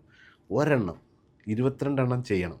അപ്പോൾ ഇതൊക്കെ ചെയ്യുക എന്ന് പറയുന്നത് ഭയങ്കര ബുദ്ധിമുട്ടുള്ളൊരു കാര്യമാണ്. അപ്പോൾ ഇതൊക്കെ ചെയ്യുമ്പോൾ ഞാൻ വിചാരിക്കുന്നത് ഒരെണ്ണം ചെയ്താൽ ഡയറക്റ്റ്ലി ഒരു 50 ജോബ് അവിടെ ക്രിയേറ്റ് ആകും. സോ അതിനകത്ത് ആ 50 പേരിൽ ഒരു 10 പേരെങ്കിലും 10% എനിക്ക് ഇഷ്ടമുള്ള അല്ലെങ്കിൽ ആ ഒരു രീതിയിൽ എനിക്ക് ഡെവലപ്പ് ചെയ്യാൻ പറ്റിയ ജോബ് ക്രിയേറ്റ് ചെയ്യാൻ പറ്റും. ഒരു എക്സ്പീരിയൻസ് ഇല്ലാത്ത അല്ലെങ്കിൽ ഒരു ഫ്രഷ്, ഞാനിപ്പോൾ അവരുടെ അടുത്ത് പറയും, പലരും എൻ്റെ അടുത്ത് ജോലി നമ്മുടെ അടുത്ത് സ്വാഭാവികമായിട്ട് നോർമൽ ആൾക്കാരുടെ അടുത്ത് വരെ ചോദിക്കും. ഇപ്പോൾ എൻ്റെ അടുത്ത് ഇങ്ങനെ ബിസിനസ് ഒക്കെ ആണെന്ന് ഡെഫിനറ്റ്ലി നമ്മുടെ അടുത്ത് പല രീതിയിലാണ്. അപ്പം നമ്മൾ അവരെ ഒന്ന് കണ്ട് ഒന്ന് ചോദിച്ചാൽ ഒരു ആറ്റിറ്റ്യൂഡ് മാത്രമാണ് ഞാൻ നോക്കുക. ഓക്കെ, ഈ അവൻ ആറ്റിറ്റ്യൂഡ്, ഓക്കെ പഠിക്കാൻ താല്പര്യമുണ്ടോ, നിനക്ക് രക്ഷപ്പെടാൻ താല്പര്യമുണ്ടോ, ഞാനൊരു പ്ലാറ്റ്ഫോം തരാം. ബാക്കിയുടെ അങ്ങനെ നോക്കുമ്പോൾ ഒരു 10-15% ഓവറോൾ വർക്കിൽ ആ ഒരു റിസർവേഷൻ ഞാൻ വെച്ചിട്ടുണ്ട്. എവിടെ അത് ഒരു എക്സ്പീരിയൻസ് ഇല്ലാത്തവർക്കും ചെവി കേൾക്കാൻ പറ്റാത്ത ആൾക്കാർ, സംസാരിക്കാൻ പറ്റാത്ത ഡിസേബിൾഡ് ആയിട്ടുള്ളവർ, 70 വയസ്സായിട്ടുള്ളൊരു അമ്മ, അവരൊക്കെ ഇപ്പൊ ബെസ്റ്റ് ഷെഫായിട്ട് എന്നോട് നോക്കി. അതൊക്കെ എന്നെ അത് കൊച്ചിയിൽ നിങ്ങൾ. അപ്പൊ അങ്ങനെയൊക്കെയുള്ള പ്രായമുള്ള, അപ്പൊ അതൊക്കെ ഒരു ചിലത് അങ്ങനെ ഇപ്പൊ എല്ലാവരും അങ്ങനെ നമുക്ക് ചെയ്യാൻ പറ്റില്ല. അപ്പൊ ഐ കീപ് ഓക്കെ, ഒരു ബിസിനസ് സക്സസ് ആവണേ എൻ്റെ പ്രൊഫഷണൽസ് വേണം. ഒരു അറ്റ്ലീസ്റ്റ് ഒരു 30% പ്രൊഫഷണൽസ്, ഒരു 30% ഒരു മിഡ് ആൾക്കാർ, ഒരു 10% ഫ്രഷർ, ഒന്നും അറിയാത്ത ഒരു പെർസെൻറ്റേജ് കൂടെ കീപ്പ് ചെയ്താൽ ഇവരുടെ ഇടയിൽ അവരും നമ്മൾ അവരെ ഡെവലപ്പ് ചെയ്തെടുത്താൽ ഇവരെല്ലാവരും അതിനകത്ത് മിക്സ് ആവും. അപ്പോൾ ഞാൻ ആ ഒരു രീതിയിലാണ് റിക്രൂട്ട്മെൻ്റ് ആയാലും കാര്യങ്ങൾ. അപ്പോൾ എനിക്കതൊരു റെസ്റ്റോറൻറ്റ് ഒരെണ്ണം പുതിയത് ഇപ്പോൾ ഞാൻ ഇവിടുന്ന് അടുത്ത മസ്കറ്റ് ചെയ്യാനാണ്. ദുബായിൽ പ്രൊജക്റ്റ് വന്നിട്ടുണ്ട്, സൗദിയിൽ 3 റെസ്റ്റോറൻറ്റ് ഉണ്ട്. അപ്പോൾ ഇത് ഈ വർഷം നടക്കേണ്ട 6 പ്രൊജക്റ്റ്. ഇതൊന്നും ഈസി അല്ല. ഇത്രയും സ്ഥലത്ത് ഞാൻ പോകണം, എത്രയോ തവണ പോകേണ്ടി വരും. അപ്പോൾ എത്രയോ തവണ പോയി കണ്ട് ഇതാക്കി സെറ്റപ്പ് ആക്കിയൊക്കെ ആയിട്ട് വരികയാണ്. അപ്പോൾ ഈ 7 റെസ്റ്റോറൻറ്റ് ഈ മിഡിൽ ഈസ്റ്റ് വന്ന ഒരു എങ്ങനെയായാലും ഒരു 749 ഒരു ആവറേജ് എത്ര ഒരു 350 ന്യൂ ജോബ്സ് എനിക്ക് ക്രിയേറ്റ് ചെയ്യാൻ പറ്റും. അപ്പോൾ അത്രയും പേരെ നമുക്ക് അതൊരു ഹാപ്പിനെസ് ഭയങ്കരമായിട്ട് തരും. കുടുംബങ്ങളാണ്. അതെ, അത്രയും കുടുംബങ്ങളാണ് രക്ഷപ്പെടുക എന്ന് പറയുന്നത്. ഇതാണ് എൻ്റെ ഒരു എന്നെ മുന്നോട്ട് ഇങ്ങനെ നയിക്കാറില്ല. അപ്പോൾ ചിലർ പറയുമോ നിങ്ങൾ പൈസ ഉണ്ടാക്കാനാണ്, വേറെ മൾട്ടിപ്പിൾ ഓപ്ഷൻസ് ഉണ്ട്. ഇതിൻ്റെ ഒരു ഫുഡ് ബിസിനസ്സിൽ നിന്ന് ഡെയിലി ഈ സംഘർഷഭരിതമായിട്ടുള്ളൊരു അറ്റ്മോസ്ഫിയറിൽ നിന്നിട്ട് ഹ്യൂജ് പ്രോഫിറ്റ് ഒന്നും ഉണ്ടാക്കാൻ പറ്റില്ല. ഓക്കെ, അപ്പോൾ ഇത് അങ്ങനെ ഒരു ബിസിനസ്സാണിത്. അപ്പം മോർ ദാൻ മണി, ഇതൊരു സാറ്റിസ്ഫാക്ഷൻ, ഇത് creations, job creation, and you can same time നമ്മുടെ ഒരു കേരളത്തിൻ്റെ ഒരു ഐഡൻറ്റിറ്റിയുള്ള ഒരു ബ്രാൻഡ് ലോകം മുഴുവൻ എത്തിക്കുക. ഒരു കേരള ഭക്ഷണം എല്ലാവരും അറിയുക. എത്രയോ ആൾക്കാർ ഇപ്പോൾ ഈ മിഡിൽ ഈസ്റ്റിൽ തന്നെ, ഇപ്പോൾ ഇവിടെ തന്നെ ഇന്നിപ്പോൾ ഞാൻ വരുന്നതിന് മുമ്പ് 2 ഗസ്റ്റ് അവിടെ ലഞ്ചിൽ ഗസ്റ്റ് വന്ന, അപ്പോൾ അവർ അറബിക്കാണ്, അവർ സൗദിയാണ്, അവർക്ക് ഇംഗ്ലീഷ് ഒട്ടും അറിയത്തില്ല. അവർ ബട്ടർ ചിക്കൻ എന്ന് മാത്രം പറഞ്ഞിട്ടാവും. നേരത്തെ പറഞ്ഞ ഫ്രൈഡ് റൈസ് ചില്ലി ചിക്കൻ, അപ്പോൾ അവർ ഫ്രൈഡ് റൈസ് എന്ന് പറഞ്ഞിട്ട് ഞാൻ ഇങ്ങനെ കേട്ടോണ്ടിരിക്കും. അപ്പോൾ നമ്മുടെ വെയിറ്റേഴ്സ് പറഞ്ഞു നാനും ബട്ടർ ചിക്കനോ ചിക്കൻ ടിക്ക അങ്ങനെയാ പറയാം, വേറെ ഒന്നും അറിയില്ല ഇംഗ്ലീഷ് മെനുകൾ. എന്നിട്ട് അവർ ഓർഡറൊക്കെ ഇടുന്നത്. ഞാൻ എന്നിട്ട് പുള്ളിയെ പോയി പരിചയപ്പെട്ടിട്ട് അയ്യോ ഷെഫ് എന്നൊക്കെ പറഞ്ഞ ഒരു മുറിയൻ ഇംഗ്ലീഷിൽ നമ്മൾ അങ്ങോട്ട് പറഞ്ഞു. അപ്പോൾ എന്നിട്ട് ഞാനിങ്ങനെ എൻ്റെ ഇൻസ്റ്റാഗ്രാം ഞാനാണ് ഷെഫ്, ഇതാണ്, ക്യാൻ യു ട്രൈ സംതിങ്. അപ്പോൾ അവർക്ക് മനസ്സിലാവും. ഞാൻ എന്നിട്ട് ഒരു ഫിഷിൻ്റെ നിർവ്വാണയുടെ ഫോട്ടോ എടുത്ത് കാണിച്ചു, you to try, this is my signature. Okay അങ്ങനെ അത് കൊണ്ട് കൊടുത്ത് അവർക്ക് ഭയങ്കര ഇഷ്ടമായി. സോ അവരെന്നിട്ട് എൻ്റെ ഫോട്ടോ എൻ്റെ ഇൻസ്റ്റാഗ്രാം എടുത്ത് 2 പേര് ഫോളോ ചെയ്ത്. അവർ പറയും അവർ റിയാദിൽ നിന്നാണ്, തുടങ്ങുവാണെങ്കിൽ പറയണേ, ഞാൻ ഓൾറെഡി ഫോളോ ചെയ്തിട്ടുണ്ട്. സോ അത് ആ 2 പേർക്ക് ഇപ്പോൾ ഒരു ഇംപ്രഷനാണ്, എന്താണ് കേരളത്തിലെ ഒരു ഫുഡാണ്. അവരൊരു ഇന്ത്യൻ ഫുഡ് എന്ന് പറഞ്ഞ് അവർക്ക് അറിയാവുന്ന ബട്ടർ ചിക്കൻ ബിരിയാണിയാണ് അവർ ഓർഡർ ചെയ്തത്. മെനു നോക്കിയിട്ടില്ല, നോക്കാൻ അവർക്ക് അറിയില്ല, വേണ്ട. Indian food biryani and butter chicken and 2 നാൻ എന്നാണ് പറഞ്ഞത്. ഞാനത് കേട്ടോണ്ടെന്നാണ് അവരുടെ ചെന്നത്. ഓർഡർ പ്ലേസ് ചെയ്തു. എന്നിട്ട് ഞാനൊരു നിർവ്വാണം സജസ്റ്റ് ചെയ്ത് അവർ ഓർഡർ ചെയ്ത് അവർ കഴിച്ചു. അത് ഭയങ്കര ഹാപ്പിയായി. ഇന്ന് നടന്ന സംഭവം. എന്തായാലും ഷെഫിന്റെ അടുത്ത് ഞാൻ 2-3 റെസിപ്പി അടിച്ചെടുക്കാൻ പോവാം. അതായത് 2 ഒന്ന് വാലന്റൈൻസ് ഡേ വരിക, ഒരു ക്യൂട്ടായിട്ടൊരു റെസിപ്പി പറഞ്ഞു തരാനാണെങ്കിൽ എന്ത് പറഞ്ഞു. ഒരു വാലന്റൈൻസ് ഡേക്ക് ചിലപ്പോൾ ഒരു ഡ്രിങ്ക് ആവാം, അല്ലെങ്കിൽ ചുമന്ന തുടുത്തിരിക്കുന്ന ഒരു ഡ്രിങ്ക് ആവാം, അതല്ലെങ്കിൽ എന്തെങ്കിലും ഒന്നൊരു വാലന്റൈൻ സ്പെഷ്യൽ എന്ന് പറഞ്ഞാൽ ഷെഫ് എന്ത് പറയും? എല്ലാ മലയാളികളുടെ വീട്ടിലും വേണമെങ്കിൽ അന്ന് ഒരു വാലന്റൈൻസ് ഡേക്ക് ഒരു കാണാൻ വെച്ച് ഭംഗിയായിട്ട് വേണമെങ്കിൽ പറയാവുന്നത്, നമ്മൾ കുറച്ച് ബീട്രൂട്ട് എടുത്ത് പേസ്റ്റ് ചെയ്ത് മാറ്റി വെക്കുക. ബീട്രൂട്ട് എടുത്ത് പേസ്റ്റ് ചെയ്ത് വെക്കുക, ഒന്ന് കുക്ക് ചെയ്തോ നോർമലി വേവിച്ച്. എന്നിട്ട് അപ്പം മാവിനകത്ത് ഇത് ബാറ്ററി ഇട്ട് ഒരു ഇത്തിരി ഒന്ന് മിക്സ് ചെയ്ത് കഴിഞ്ഞാൽ നല്ല പിങ്ക് ഹോപ്പേഴ്സ് ഉണ്ടാവും. അപ്പോൾ ബ്യൂട്ടിഫുൾ ലവിൻ്റെ സിമില് ഒരു താറാമുട്ട റോസ്റ്റും ഒരു പിങ്ക് മുട്ടയപ്പോട് ഉണ്ടാക്കി നിങ്ങളുടെ പ്രണയിനിക്കോ ഹസ്ബൻഡിനോ വൈഫിനോ അല്ല ഗേൾ ഫ്രണ്ടിനോ ബോയ് ഫ്രണ്ടിനോ കൊടുക്കുക. നിങ്ങൾ കുക്ക് ചെയ്യുകയാണെങ്കിൽ അത് ട്രൈ ചെയ്ത് നോക്കൂ. സിമ്പിൾ ഹെൽത്തിയേക്കാൾ ഉപരി ഞാൻ നേരത്തെ പറഞ്ഞു വീട്ടിലോട്ട് അതൊക്കെയാണ്. നല്ല ഭക്ഷണവും ഹെൽത്തും കൂടെ, ഈ നല്ല ഭക്ഷണം എന്ന് പറയുന്നത് ടേസ്റ്റി ഫുഡും ഹെൽത്തിയും കൂടെ കോംപ്ലിക്കേറ്റ് മിക്സ് ചെയ്യരുത്. ഒന്നിൽ നിങ്ങൾ ടേസ്റ്റി ഫുഡ് മാത്രം കഴിക്കാനാണെന്ന് ശീലമാണെങ്കിൽ ഹെൽത്ത് എന്നുള്ള കാര്യം മാറ്റി വെക്കണം. ഹെൽത്തി ഫുഡായിട്ട് വയ്ക്കുമ്പോൾ ആ ടേസ്റ്റിനെ ഞാൻ കട്ട് ചെയ്യണം. അപ്പോൾ അത് രണ്ടും നിങ്ങൾക്ക് പോസിബിൾ ആണ്. You to adapt. അപ്പം ബീട്രൂട്ടിനെ മാഷ് ചെയ്ത് ബീട്രൂട്ട് ജസ്റ്റ് മിക്സിയിൽ പേസ്റ്റ് ചെയ്തിട്ട് ഒരു നല്ല ഫൈൻ പേസ്റ്റ് നല്ല പുളിച്ച മാവിനകത്തോട്ട് തലേ ദിവസം വെച്ചിട്ട് വെച്ച് കഴിഞ്ഞാൽ അപ്പം മാവിൻ്റെ കളർ നല്ല ഓട്ടോമാറ്റിക്. അപ്പോൾ പിങ്ക് കളറിൽ നല്ല അപ്പം മുരിഞ്ഞ് വരും. എന്നിട്ട് ഇറ്റ്സ് മൈ ലവ് സിമ്പിള് അടിപൊളി. അപ്പൊ ഈ വാലന്റൈൻസ് ഡേക്ക് സെറ്റ്. റമദാൻ വരികയാണല്ലോ, അപ്പൊ ലോങ് ഫാസ്റ്റിംഗ് ആണ് എല്ലാവരും. അപ്പൊ ഒരു ഒരു റമദാൻ അത് ബ്രേക്ക് ചെയ്യുമ്പോൾ കുടിക്കാനോ അല്ലെങ്കിൽ പറ്റുന്ന അങ്ങനെ എന്തെങ്കിലും ഉണ്ടെങ്കിൽ ഷെഫ് എന്തായിരിക്കും ഒരു വീട്ടിൽ ചെയ്യാൻ പറ്റുന്ന എളുപ്പത്തിൽ? വീട്ടിൽ ചെയ്യാൻ പറ്റുന്ന ഒരു തേൻ ഇളനീർ എന്ന് പറയുന്ന ഒരു സാധനമുണ്ട്. വളരെ സിമ്പിളായിട്ട് എല്ലാവർക്കും ഫസ്റ്റ് ഡ്രിങ്ക് ഒക്കെ ഈ ഫാസ്റ്റ് ചെയ്തിട്ട് വന്നു കഴിഞ്ഞാൽ നമുക്കിപ്പോൾ ഇളനീരൊക്കെ പാക്കറ്റിൽ കിട്ടും, അല്ലെ ഫ്രഷ് ആയിട്ടുള്ളവരുണ്ടാവും. ഇളനീര് മാറ്റി വയ്ക്കാം. എന്നിട്ട് ഒരു നല്ല ഇളനീരെടുത്ത് മാറ്റി വെച്ചിട്ട് ഒരിത്തിരി ഹണി, ഒരല്പം ഹണിയും മിൻറ്റും, എന്നിട്ട് കുറച്ച് ഇളനീര് നമ്മുടെ വീട്ടിലുള്ള ഇളനീരാണെങ്കിൽ അതിൻ്റെ ആ ഫ്ലഷ് കൂടെ വേണേൽ ഫൈനലി ചോപ്പ് ചെയ്തിട്ട് ഇതൊരു കോക്ടെയിൽ പോലെ നല്ല ഐസ് ക്യൂബ് ഒക്കെ ഇട്ടിട്ട് നല്ലപോലെ ഷേക്ക് ചെയ്യാം. അപ്പം tender coconut water with pinch of honey and mint leaves with lots of ice cube വെച്ചിട്ട് ചില്ല് ചെയ്ത് ക്രഷ് ചെയ്തിട്ട് അരിച്ചെടുത്തു കഴിഞ്ഞാൽ യു ഹാവ് ഒരു ഹെവൻലി ഡ്രിങ്ക് ആവും. ആൻഡ് ഇറ്റ്സ് ഭയങ്കര ആ ഒരു സമയം നമ്മൾ കുറേ ലോങ് ഫാസ്റ്റ് ചെയ്തിട്ട് അപ്പോൾ നിങ്ങൾക്ക് ഇനഫ് ആ ഒരു ഷുഗറി, നമുക്ക് ഇപ്പോൾ ഒത്തിരി നേരം ഫാസ്റ്റ് ചെയ്തിട്ട് വരുമ്പോൾ നമുക്ക് ഭയങ്കര ക്രാവിംഗ് ആണല്ലോ. അപ്പോൾ ആ ഹണി കോക്കനട്ടിൻ്റെ വെള്ളത്തിൻ്റെ ഒരു ഓട്ടോമാറ്റിക്കലി ഒരു സാധനം വരും. എന്നിട്ട് നല്ല ചിൽഡാണ്. അതിനകത്ത് ആ ഫ്രഷ് മിൻറ്റ് വരുമ്പം നമുക്കൊരു റിഫ്രഷിങ് ടേസ്റ്റാണ് തേനുമായിട്ട്. അപ്പോൾ തേൻ ഇളനീർ, സിമ്പിൾ ടെൻഡർ കോക്കനട്ട് വാട്ടർ, ഒരല്പം തേന്, കുറച്ച് ചോപ്പ് ചെയ്ത മിൻറ്റ്, എന്നിട്ട് നല്ല ഐസ് ക്യൂബ് ഇട്ട് ക്രഷ് ചെയ്തിട്ട് നല്ലപോലെ ഷേക്ക് ചെയ്തിട്ട് അരിച്ചൊരു ഗ്ലാസ്സിൽ വെച്ചിട്ട് ഇളനീര് അതിൻ്റെ കരിക്കൂടുണ്ടെങ്കിൽ പൊടിയായിട്ട് ചോപ്പ് ചെയ്തിട്ടാൽ ബെറ്റർ. ഇവർ വെള്ളം മാത്രമാണ് ഇവിടെയൊക്കെ കിട്ടുമെങ്കിൽ സിമ്പിൾ ഒരു ഡ്രിങ്ക് പോലെ ഉണ്ടാക്കുക. അത് കഴിഞ്ഞിട്ട് ഞാൻ വീണ്ടും എനിക്ക് ഒരെണ്ണം എക്സ്ട്രാ നിങ്ങൾ പറയാം. ഒരു സാലഡ് നേരത്തെ പറഞ്ഞ ഒരു തേങ്ങ മാങ്ങ പട്ടാണിസ് ഉണ്ടല്ലോ, നമ്മുടെ കടല, കടല വെള്ള കടലയൊക്കെ ബോയിൽഡ് ഓൾറെഡി കിട്ടും. അല്ല നമുക്ക് കറുത്ത കടലയാണ് ചിക്ക് പീസ് ആണ് ബെറ്റർ. ഇതൊരു തമിഴ്നാട് സ്ട്രീറ്റ് ഫുഡാണ്. ബീച്ചിലൊക്കെ പോകുമ്പോൾ സുണ്ടലെന്ന് പറയാം. സോ അപ്പോൾ ഈ കടല, കുറച്ച് ഗ്രീൻ പീസ് ഇതെല്ലാം ബോയിൽ ചെയ്ത് മാറ്റി വയ്ക്കുക. ഒരു പച്ച മാങ്ങ പൊടിയായിട്ട് ചോപ്പ് ചെയ്ത് വെക്കുക. എന്നിട്ട് കുറച്ച് പച്ചമുളക് പൊടിയായിട്ട് അരിയുക. എന്നിട്ട് കുറച്ച് നാരങ്ങാനീര്, കുറച്ച് തേങ്ങാപ്പീര, കുറച്ച് മല്ലിയില, ഉപ്പ്, സോൾട്ടും ബ്ലാക്ക് പെപ്പറും ഇട്ടിട്ട് നല്ലപോലെ ഇതിനെ മിക്സ് ചെയ്യുക. അപ്പോൾ ബോയിൽ ചെയ്ത കടലയുണ്ട്, ഗ്രീൻ പീസ് ഉണ്ട്, തേങ്ങയുണ്ട്, മാങ്ങയുണ്ട്, എന്നിട്ട് ഇത്തിരി നാരങ്ങാനീരും ഇതെല്ലാം പൊടിക്കുന്ന നാരങ്ങാനീരും, എന്നിട്ട് അതിനകത്ത് കുറച്ച് മാതള നാരങ്ങയുടെ സീഡ്സ് ഇട്ടിട്ട് ഇത് ചെയ്തിട്ട് ഇതിങ്ങനെ ഒരു നിങ്ങളൊരു ഹെൽത്തി ഈറ്റാണ്. ഇതിനകത്ത് ഓയിൽ എന്ന് പറയുന്ന സാധനമില്ല, ബോയിൽഡ് ആണ്. ചിക്ക് പീക്ക് അതിൻ്റെതായ ഗുണങ്ങളുണ്ട്. ഒരു വെരി റിഫ്രഷിങ് തേങ്ങാപ്പീരയൊക്കെ ഇട്ടിട്ടുള്ള ഒരു സാലഡാണ്. അപ്പോൾ ഈ തേങ്ങ മാങ്ങ പട്ടാണി സുണ്ടലുണ്ടാക്കി തേനുള്ള നീരുമായിട്ട് ഫസ്റ്റ് കോഴ്സ്. അല്ലാതെ പൊരിച്ച കുറേ സമൂസകളൊക്കെ ഒന്ന് മാറ്റി വെക്കൂ, കട്ട്ലറ്റ്. ഇത് ഒരു actually fasting time one of the best time to reset your body, ഇല്ലേ? നമുക്കിതൊരു ട്രഡീഷണൽ, അതിപ്പം നമ്മൾ മുസ്ലിംസ് 100% ആയിട്ട് ചെയ്യുന്നു. ഇപ്പോൾ എല്ലാ റിലീജിയസിനുള്ളവർക്ക് വേണേലും ഈ ഒരു ടൈമിൽ ഒരു 1 month ബോഡിനെ ഒരു റീസെറ്റ് ചെയ്ത് കുറച്ച് ഫാസ്റ്റിംഗ്. ബട്ട് അതിൻ്റെ കൂടെ ഈ പറഞ്ഞ പോലെ ഒരുപാട് മീറ്റും അല്ലെങ്കിൽ ഒത്തിരി സാധനവും അൺലിമിറ്റഡ് ആയിട്ട് ഒരു നോൺ സ്റ്റോപ്പായിട്ട് കഴിക്കുന്നതിന് പകരം ഈ ഒരു മാസം ഈ റംദാൻ എന്ന് പറഞ്ഞൊരു മാസത്തിനെ കൃത്യമായിട്ട് ആ ഫാസ്റ്റിങ്ങും അതിൻ്റെ കൂടെ അതിനെ ഒരു ഡയറ്റ് പോലെ കൃത്യം ഒരു ഫുഡ് കഴിഞ്ഞാൽ complete 100% the change will visible in 45 days. അത് ഈ ഒരു നമുക്കൊരു ഫാസ്റ്റിംഗ് ആയി, അത് കഴിഞ്ഞൊരു ടൈമായി.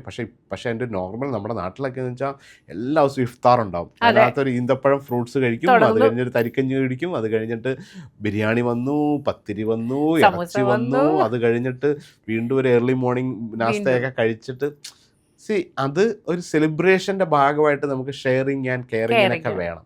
പക്ഷെ ഇതിനെ വേറൊരു വൈസ് വേയിലൂടെ നമുക്ക് ഫാസ്റ്റിങ്ങുമാണ്, റിലീജിയസ് ആയിട്ടുള്ള ബിലീഫുമാണ്. ബട്ട് കഴിക്കുന്ന സാധനങ്ങളൊന്ന് മാറ്റിയിട്ട് ഒരു ഫ്രഷ് ഈ ഒരു മാസം നിങ്ങൾ റംദാന് വേണ്ടിയിട്ട് സാക്രിഫൈസ് ചെയ്ത് ഭക്ഷണം കൂടെ മാറ്റിയിട്ട് 11 മാസം ഇഷ്ടമുള്ളത് കഴിച്ചോ. അറ്റ്ലീസ്റ്റ് ആ 11 monthന് വേണ്ടിയിട്ട് ഒരു 1 month നമ്മൾ 1 month യു ഗീവ്, അറ്റ്ലീസ്റ്റ് ഒരു 9 month അതിൻ്റെ ഒരു എഫക്റ്റ് കിട്ടും. സോ എവറി ഇയർ നമുക്കറിയാം അടുത്ത വർഷം വീണ്ടും എനിക്കൊന്ന് റീസെറ്റ് ചെയ്യാൻ ബോഡി. സോ അതൊരു നല്ലൊരു കൺസെപ്റ്റാണ്, അല്ലേ? സോ ഐ റിയലി ഈ കേട്ടുകൊണ്ടിരിക്കുന്നിടത്ത് പറയാണ്, ഈ ഒരു വർഷത്തെ റംദാൻ ടൈമിൽ മോർ ഹെൽത്തി എന്നുള്ള ഒരു ഫ്രെയിമായിട്ട് വയ്ക്കുക, ഒരു തീമായിട്ട് വയ്ക്കുക. നോട്ട് ലൈക്ക് നമ്മളൊരു റെസൊല്യൂഷൻ പോലെ ഒരു ഉള്ളിൽ സ്ട്രെസ് ഒരു ഹോൾ ഇയറിൻ്റെ ഒരു തീമാണ് ഈ വർഷം. ഇപ്പോൾ എല്ലാവരും പറയുന്നത് റാദർ ദാൻ ഒരു റെസൊല്യൂഷന് പകരം you make a theme for a whole year. ഇപ്പോൾ ഈ വർഷം എൻ്റെ ഹെൽത്ത് ആണെന്നുണ്ടെങ്കിൽ നിങ്ങൾ ആ തീം ഓർമ്മ ഇരുന്നാൽ മതി. അപ്പോൾ നമ്മളെ ഒരുപാട് പ്രശ്നം, ഇപ്പോൾ ഇന്ന് ഏതെങ്കിലും റെസ്റ്റോറൻറ്റിൽ പോയി കഴിക്കുകയാണ്, അപ്പോൾ ഒരു അൺഹെൽത്തി ഫുഡാണ് തോന്നിയാൽ നിങ്ങൾക്കറിയാം, ഓക്കെ എനിക്ക് ഇത്രയും വേണ്ട, കുറച്ച് കഴിക്കാം. ആ ഒരു തീം എന്നുള്ളതാണ്. അപ്പോൾ ഈ ഒരു തീമിൻ്റെ ഏറ്റവും ബെസ്റ്റ് ടൈമാണ് ആക്ച്വലി ഇത് റംദാൻ. ഓട്ടോമാറ്റിക്കലി ബ്രെയിൻ സെറ്റാണ് ഇത് ഫാസ്റ്റ് ചെയ്യാനായിട്ട്. പിന്നെ നമ്മളായിട്ടൊന്ന് അതിൻ്റെ കൂടെയുള്ള വിൻഡോയിൽ അതിനെ ബോഡിക്ക് ആവശ്യമുള്ള രീതിയിൽ ഒരു ബാലൻസിങ്. ഇപ്പോൾ ഈ എനിക്കറിയില്ല ഇത് ഈ ഫാസ്റ്റ് ചെയ്തിട്ട് എങ്ങനെ ഈ പൊരിച്ച ഭക്ഷണം ഫസ്റ്റ് ക്രേവിംഗ് ആയിരിക്കില്ലേ ചിലപ്പം, അത്രയും നേരം പിടിച്ചു വെച്ചതിനെ ആയിരിക്കില്ലേ ചിലപ്പോൾ. അതാ ചോദിച്ചാൽ അത് ഈ ഭയങ്കര സമോസാസും ഡീപ് ഫ്രൈഡ് റോളും സ്പ്രിംഗ് റോൾസും ഇത് ഒറ്റ അടിക്കോട്ട് ഇങ്ങനെ അങ്ങനെ ഡയറക്റ്റ് ബ്ലഡിലോട്ട് അങ്ങ് സ്പൈക്ക് ചെയ്യാണ്. അത് പ്രത്യേകിച്ച് നോർമൽ നല്ല ജിമ്മും ഫിസിക്കൊക്കെ ഉള്ളവർക്കൊക്കെ ആണെങ്കിൽ ഇത് എന്ത് വേണേലും കഴിക്കാം. അല്ലാതുള്ളവരെന്നാൽ ഇത് നമുക്ക് നാട്ടിലുള്ള എല്ലാവരുടെയും രൂപമൊക്കെ കണ്ടാൽ അറിയാം. അത്യാവശ്യം കുടവേറൊക്കെ ഉണ്ടെങ്കിൽ അവർക്കുള്ളിൽ ഫാറ്റി ലിവർ ഉണ്ടാവും. അപ്പോൾ അത് പല സാധനങ്ങളും യൂറിക് ആസിഡും കൊളസ്ട്രോളും ഇതിൻ്റെയൊക്കെ ഏതെങ്കിലുമൊക്കെ ഏറിയും കുറഞ്ഞിരിക്കുന്നവരാണ്. അപ്പോൾ അവിടെ നമ്മുടെ ശുദ്ധമായ കുറച്ച് ഓർഗാനിക് ഫുഡൊക്കെ കഴിച്ച് ഈ ഒരു മാസം ഒന്ന് നമ്മളുടെ അതിൻ്റെ റംസാൻ്റെ ആ അതും നടക്കും. അതിൻ്റെ കൂടെ ശരീരത്തിന് റിയലായിട്ടുള്ള റീസെറ്റ്. അപ്പോൾ 11 മാസം നിങ്ങൾ കഴിച്ച ഭക്ഷണത്തിൽ നിന്ന് മാറ്റി ബോഡി വരും ഇതെന്താടാ എനിക്കിതൊന്നും തരാതെ. ഇപ്പോൾ കാർബും ബിരിയാണിയും ഇല്ല, നല്ല ചോറൊക്കെ ആയിട്ട് കൈമാ റൈസിൻ്റെ 1 കിൻഡൽ ചോറ് ഇപ്പോൾ കിട്ടുമെന്ന് പറഞ്ഞ് കാത്തിരിക്കുമ്പോൾ ഞങ്ങൾ കുറച്ച് പട്ടാണി സുണ്ടലൊക്കെ കൊടുത്തല്ല ബ്രെയിൻ അങ്ങോട്ട് പറയും മോനെ ഇത് ഹാപ്പി.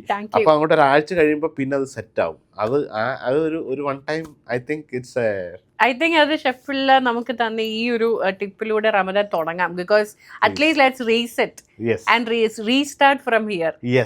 ഒരു പുതിയ തുടക്കം ഇവിടെ ഞാൻ തരുന്ന ഒരു ഗ്യാരണ്ടി 30 ദിവസം ഇങ്ങനെ കഴിഞ്ഞിട്ട് 31-ാം ദിവസം തൊട്ട് നിങ്ങൾ അടിച്ചു പൊളിച്ച് ബിരിയാണി കഴിച്ചോ.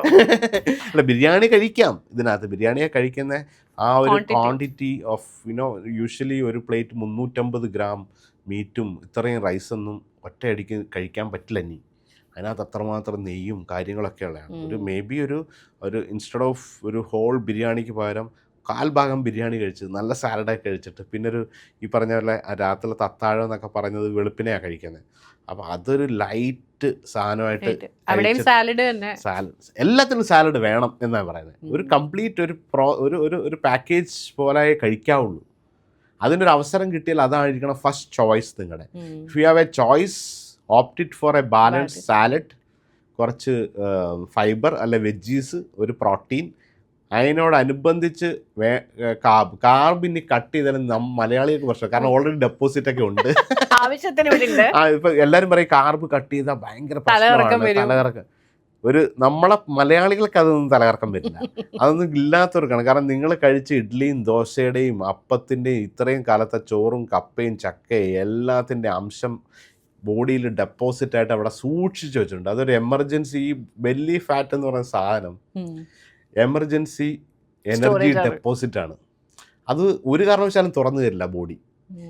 അത് നമുക്ക് വയറ് കുറയ്ക്കണമെന്ന് എല്ലാവർക്കും ആഗ്രഹമുണ്ടല്ലോ. ഇത് തുറന്ന് തരില്ല ബോഡി. തരണമെങ്കിൽ അപ്രൂവൽ എടുക്കണം.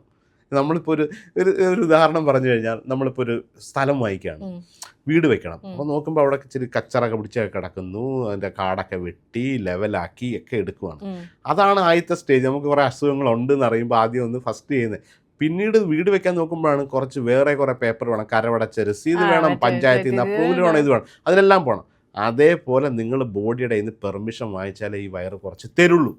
കാരണം ആ ഡെപ്പോസിറ്റ് മാറ്റണമെങ്കിൽ ബോഡിക്ക് തോന്നണം ഐ എം സേഫ്, നീ എനിക്ക് കറക്റ്റായിട്ടുള്ള സാധനങ്ങൾ തരുന്നുണ്ട്, ഞാനെങ്കിൽ ഇതെല്ലാം എടുത്ത് കളയപ്പം, അല്ല ഞാൻ ശേഖരിച്ച് വെച്ചേക്കാണ്. അപ്പോൾ അതേ രീതിയിൽ നിങ്ങളൊരു സ്ഥലം കുറച്ച് പൈസയൊക്കെ സേവ് ചെയ്ത് കുറച്ച് ലോണും എടുത്ത് കുറച്ച് കടവും വാങ്ങിച്ച് ഒരു സ്ഥലം വാങ്ങിച്ച് വീട് വെക്കാൻ പോകുമ്പോൾ എന്തൊക്കെ ബുദ്ധിമുട്ടുണ്ടോ അതിനെ ഇതേ രീതിയിലൊന്ന് ആലോചിച്ചാൽ. ആദ്യം നമ്മളിപ്പോൾ കുറച്ച് ഡയബറ്റിക് ഉണ്ട്, ഇതൊക്കെ ഉണ്ട്. ഫസ്റ്റ് കുറച്ച് നാൾ കഴിഞ്ഞ് ടെസ്റ്റ് ചെയ്തപ്പം കുറച്ച് ഡയബറ്റിക് കുറേ സാധനങ്ങളുണ്ടെന്ന് ഡോക്ടർ പറയുമ്പോൾ ആദ്യം വേണ്ട എന്താണ്, ആ കാടൊക്കെ ഒന്ന് വെട്ടിത്തെളിച്ചൊന്ന് റെഡിയാക്കി നോക്കുമ്പോൾ ആ വിസിബിലിറ്റി ഉണ്ട്, ഇവിടെ സ്ഥലമുണ്ട്, ഇനി വീട് വെക്കാം.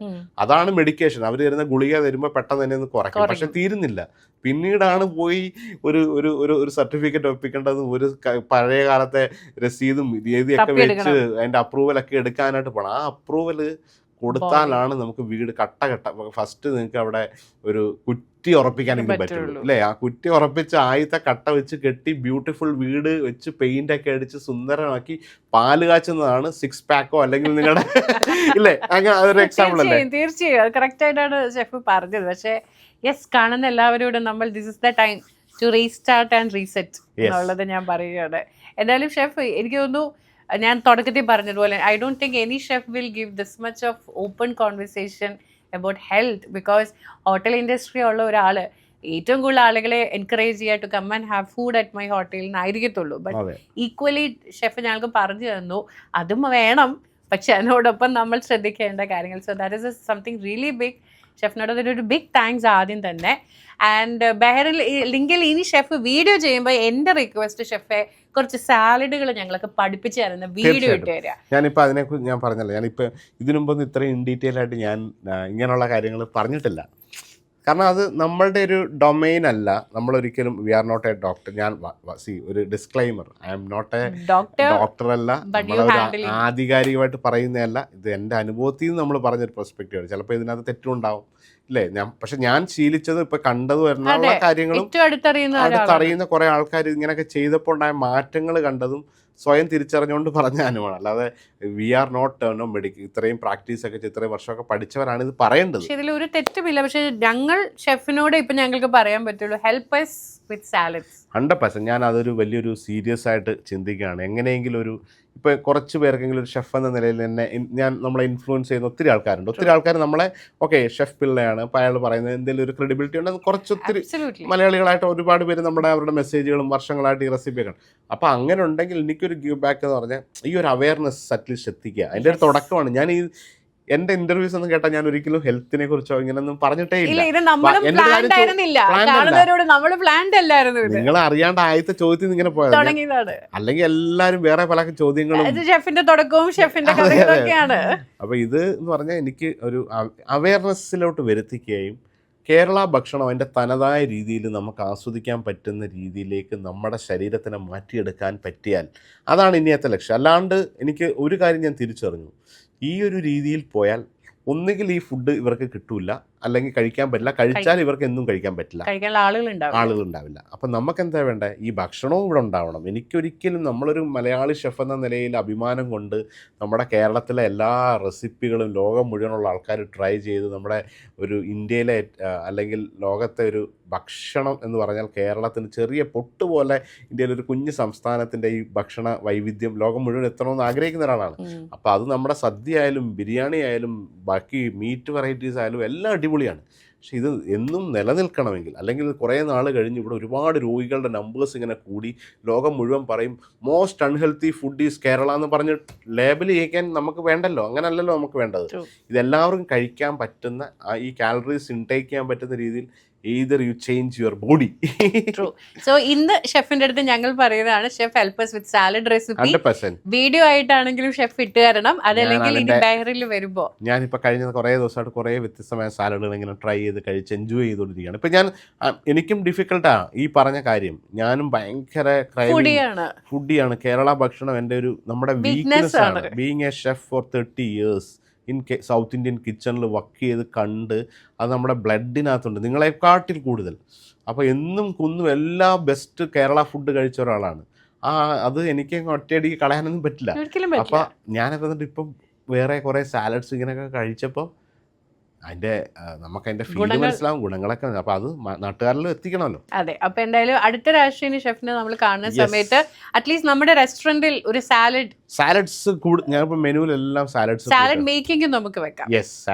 ഒരു സാലഡ് മേക്കിംഗ് സെഷൻ ഞാനും പോകുന്നതായിരിക്കും. നമുക്ക് ഒരുമിച്ച് അന്നൊരു സാലഡ് മേക്കിംഗ് സെഷൻ അറ്റ്ലീസ്റ്റ് ഒരു 2-3 നമുക്ക് ആളുകൾക്ക് നമുക്ക് എന്തായാലും ഒരു ഇത്രയും പറയുന്ന സ്ഥിതിക്ക് ഒരു സിമ്പിൾ ഒരു ടിപ്പ് കൂടെ പറഞ്ഞുതരാം. ഇത് കേട്ടോണ്ടിരിക്കുന്നവർക്ക് കുറച്ച് നല്ല നാരങ്ങ നീര് പിഴിഞ്ഞെടുത്തിട്ട് കുറച്ച് അതിൻ്റെ കൂടെ ഒലിവ് ഓയിലും കുറച്ച് ബ്ലാക്ക് പെപ്പറും കുറച്ച് സീ സോൾട്ടും ഒരല്പം വേണമെങ്കിൽ മസ്റ്റർഡ് പേസ്റ്റ്, നമ്മുടെ ഒരു സാലഡ് മസ്റ്റർഡ് പേസ്റ്റ് ഉണ്ട്, എന്നിട്ട് ഇച്ചിരി പിഞ്ച് ഓഫ് ഹണിയും കൂടെ ചേർത്തിട്ട് നല്ലപോലെ നല്ല വിസ്ക് ചെയ്യുക. കാരണം ഈ ഹണി മിക്സ് ആവില്ല.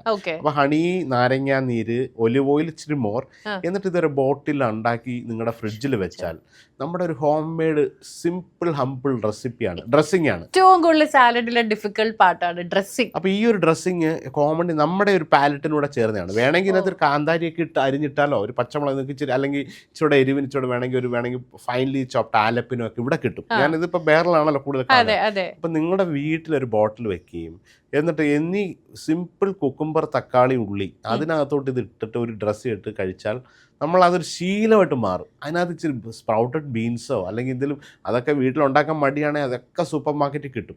അപ്പോൾ ഒരു സിമ്പിൾ കുക്കുംബർ ഒരു ബേസായിട്ട് ഒരു സൂപ്പർ ഫുഡിൻ്റെ ഗണത്തിലേക്ക് വന്നുകൊണ്ടിരിക്കുകയാണ്. കുക്കുംബർ. കാരണം ഒരുപാട് വാട്ടർ കണ്ടന്റ് കണ്ടന്റും കൂടുതലാണ്. നമ്മുടെ ബോഡിയിൽ കുറേ ഫില്ലിങ് ചെയ്യുകയും ഇത് ചവച്ചരച്ച് കഴിക്കുകയാണ്. അപ്പോൾ ഇതിനൊക്കെ അപ്പോൾ അത്രയും കാർബ് കുറച്ച് കഴിക്കാൻ പറ്റത്തുള്ളൂ. ഒരു ഫില്ലായി കഴിഞ്ഞാൽ കഴിക്കാൻ പറ്റില്ലല്ലോ. അപ്പോൾ ഈ ഒരു cucumber, little tomato, fresh onions, അതിൻ്റെ കൂടെ നിങ്ങൾക്ക് ഇഷ്ടപ്പെട്ട മഷ്റൂം ആണോ, അല്ലെങ്കിൽ ബേബി കോൺ ആണോ, അല്ലെങ്കിൽ സ്പ്രൗട്ട് ബീൻസ് ആണോ, കടല പുഴുങ്ങിയതാണോ, അല്ലെങ്കിൽ കുറച്ച് പേരയ്ക്ക അരിഞ്ഞിട്ടതാണോ, വട്ടെവർ നിങ്ങളുടെ ഇഷ്ടത്തിന് കുറച്ച് ലെറ്റ്യൂസ് ആഡ് ചെയ്യുകയാണോ, ഡിഫറെൻറ്റ് ഓരോ ദിവസം എത്തെല്ലാം വ്യത്യാസമാണ്. അപ്പോൾ ആ ലീവ്സ് ആണ്, അല്ലെങ്കിൽ ഇതൊക്കെ വെച്ചിട്ട് ഈ ഡ്രസ്സിങ് ഒന്ന് ചെയ്തൊരു ഡ്രോപ്പ്, അതൊരു ബോട്ടിൽ ഉണ്ടാക്കി വെച്ചാൽ മോർ ദാൻ 1 month ഇരിക്കുന്നതാണ്. കാരണം നാരങ്ങ നീരും തേനും ഒലിവ് ഓയിലുമാണ്, സോൾട്ട് ആൻഡ് പെപ്പർ, ക്രഷ് ചെയ്ത മസ്റ്റർഡ്, അതൊരു ഓപ്ഷണലാണ്. അപ്പോൾ അത് വെച്ചാൽ ഒരു ഇംഗ്ലീഷ് സ്റ്റൈലൊക്കെ ഇച്ചിരി രസമാണ് അതിൻ്റെ ഫ്ലേവർ. ഇതല്ലാണ്ട് തന്നെ സിമ്പിളായിട്ട് വരും. എന്നിട്ട് അത് ഒന്ന് മിക്സ് ചെയ്യുക, ഒരു 2 ഡ്രോപ്പ് ഒഴിച്ചു കഴിഞ്ഞാൽ മിക്സ് ചെയ്തിട്ട് ടക്ക് ടക്ക് എന്ന് പറഞ്ഞ് കുട്ടികൾക്കൊക്കെ ഒരു ശീലം, സ്കൂളിൽ നിന്നൊക്കെ വന്നു കഴിഞ്ഞാൽ ഒരു സാലഡൊക്കെ തീറ്റിപ്പിച്ച് തുടങ്ങുക. അല്ലാതെ പൊരിച്ച ബ്രോസ്റ്റ് ചിക്കനൊന്നും കൊടുക്കാണ്ട് ഒരു സാലഡ് കഴിച്ച് ഹെൽത്തി ഇച്ചിരൂടെ ഇൻട്രസ്റ്റിംഗ് ആണെങ്കിൽ ഇവിടെ നല്ല ചെറി ടൊമാറ്റോസ് കിട്ടും, എന്തെല്ലാം അവക്കാഡോ കിട്ടും. അപ്പോൾ അതൊക്കെ വെച്ചിട്ട് ഓരോ ദിവസം വെറൈറ്റി ആയിട്ട് എല്ലാ ദിവസവും ആയിട്ട് ഫാമിലിയുടെ ഒരു മീൽ ടൈമിൽ അറ്റ്ലീസ്റ്റ് നിങ്ങളെല്ലാം ഡിന്നറിലാണ് വീട്ടിൽ ഒത്തുകൂടുക. ആ ഡിന്നറിൽ ഇനിയിപ്പോൾ വെളിയിൽ നിന്ന് പോയി കഴിക്കാൻ പോയാലും വീട്ടിൽ നിന്ന് ഒരു സാലഡ് എല്ലാവരോടും ഇരുന്ന് കഴിച്ച് ഒരു 5 minute സംസാരിച്ചിട്ടേ ആ ഫാമിലി പിരിയാവുള്ളൂ. അതെൻ്റെ ഒരു പേഴ്സണൽ റിക്വസ്റ്റാണ്. If you have how busy doesn't matter. നിങ്ങൾ ലോങ് ബിരിയാണി ഉണ്ടാക്കിയോ അല്ലെങ്കിൽ ചിക്കൻ കറിയും ചപ്പാത്തി ഉണ്ടാക്കി 2.5 മണിക്കൂർ ജോലി ചെയ്ത് തളർന്നിട്ട് ഉണ്ടാക്കാനൊന്നും നമ്മൾ പറയുന്നില്ല. Maybe you are going out, അല്ലെങ്കിൽ നിങ്ങൾ സ്വിഗ്ഗി സൊമാറ്റോ അല്ല തലാബത്ത് ഓർഡർ ചെയ്യായിരിക്കും.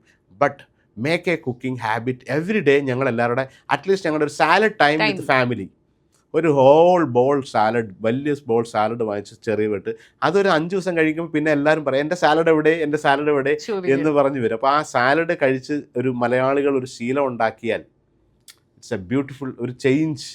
എല്ലാത്തിനും ഒരു ചേഞ്ച് വേണമല്ലോ. എന്തായാലും നിങ്ങൾ, എനിക്ക് ഉറപ്പാണ് ഈ ആഴ്ച എന്തായാലും നിങ്ങളൊരു സാലഡ് ഉണ്ടാക്കും. അതെനിക്ക് മുഖത്തൊന്നും മനസ്സിലായി. ഈ സാലഡ് ഇപ്പൊ പറഞ്ഞ ഡ്രസ്സിങ് എന്തെങ്കിലും കാര്യം, എന്റെ ഡിഫിക്കൽട്ടി എന്നും സാലഡിൽ ഡ്രസ്സിങ് ആണ്. അത് വെറുതെ ഒരു വിനാഗിരി ഒഴിക്കുക അല്ലെങ്കിൽ അത് മടുക്കും. പക്ഷെ ഈ ഡ്രസ്സിങ് ആയിരുന്നു എന്നും എപ്പോഴും ഞാൻ കുക്കിംഗ് റെസിപ്പികൾ ഡ്രസ്സിങ് ഉണ്ടാക്കലാണ് പഠിക്കുന്നത്. This is as a easy one, so I'm sure ഞാൻ ഇത് സ്റ്റാർട്ട് ചെയ്തിരിക്കും. Thanks to you. Thank you. അപ്പോൾ ഇത് കേട്ടുകൊണ്ടിരുന്ന നമ്മുടെ എല്ലാ റേഡിയോ സുനോ പ്രേക്ഷകർക്കും നമ്മൾ ഒരുപാട് ഫസ്റ്റ് വരാൻ പോകുന്ന വാലന്റൈൻസ് ഡേ ആണ്. അപ്പോൾ ഈ ഒരു പ്രണയ ദിനത്തിൽ നിങ്ങൾക്ക് ഒരുപാട് ഹാപ്പിനെസ് ഉള്ള ഒരു വാലന്റൈൻസ് ഡേ ആശംസിക്കുകയാണ്. അതിനോടൊപ്പം തന്നെ റംദാനാണ് വരുന്നത്. നമ്മൾ റംദാനെ കുറിച്ച് പറഞ്ഞു.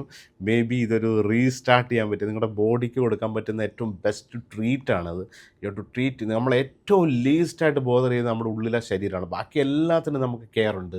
ബാക്കിയെല്ലാം നമുക്ക് വെളിയിലിടാനുള്ള കാര്യത്തിനും നമ്മളുടെ അതിനെ നിങ്ങൾ പെഡിക്യൂർ ചെയ്യും, മെനിക്യൂർ ചെയ്യും, ബെസ്റ്റ് ഹെയർ ഡ്രസ്സ് ചെയ്യും, ബെസ്റ്റായിട്ടുള്ള ഷാമ്പൂ വാങ്ങിക്കും, നല്ല പെർഫ്യൂം, മോസ്റ്റ് എക്സ്പെൻസീവ് പെർഫ്യൂം വാങ്ങിക്കും, മോസ്റ്റ് എക്സ്പെൻസീവ് വാച്ച് വാങ്ങിക്കും, ഡ്രസ്സ് വാങ്ങിക്കും. പക്ഷെ ഉള്ളിലേക്ക് കൊടുക്കുന്നതിനകത്ത് ശ്രദ്ധയില്ല. അതുകൊണ്ട് ദയവ് ചെയ്ത് ഇതെല്ലാം ഞാൻ ഇപ്പോൾ പറയുന്ന എല്ലാം ശരിയാണെന്ന് തോന്നുന്നു. അപ്പോൾ ഇതൊക്കെ മാറ്റി വെച്ചിട്ട് just treat your body this year.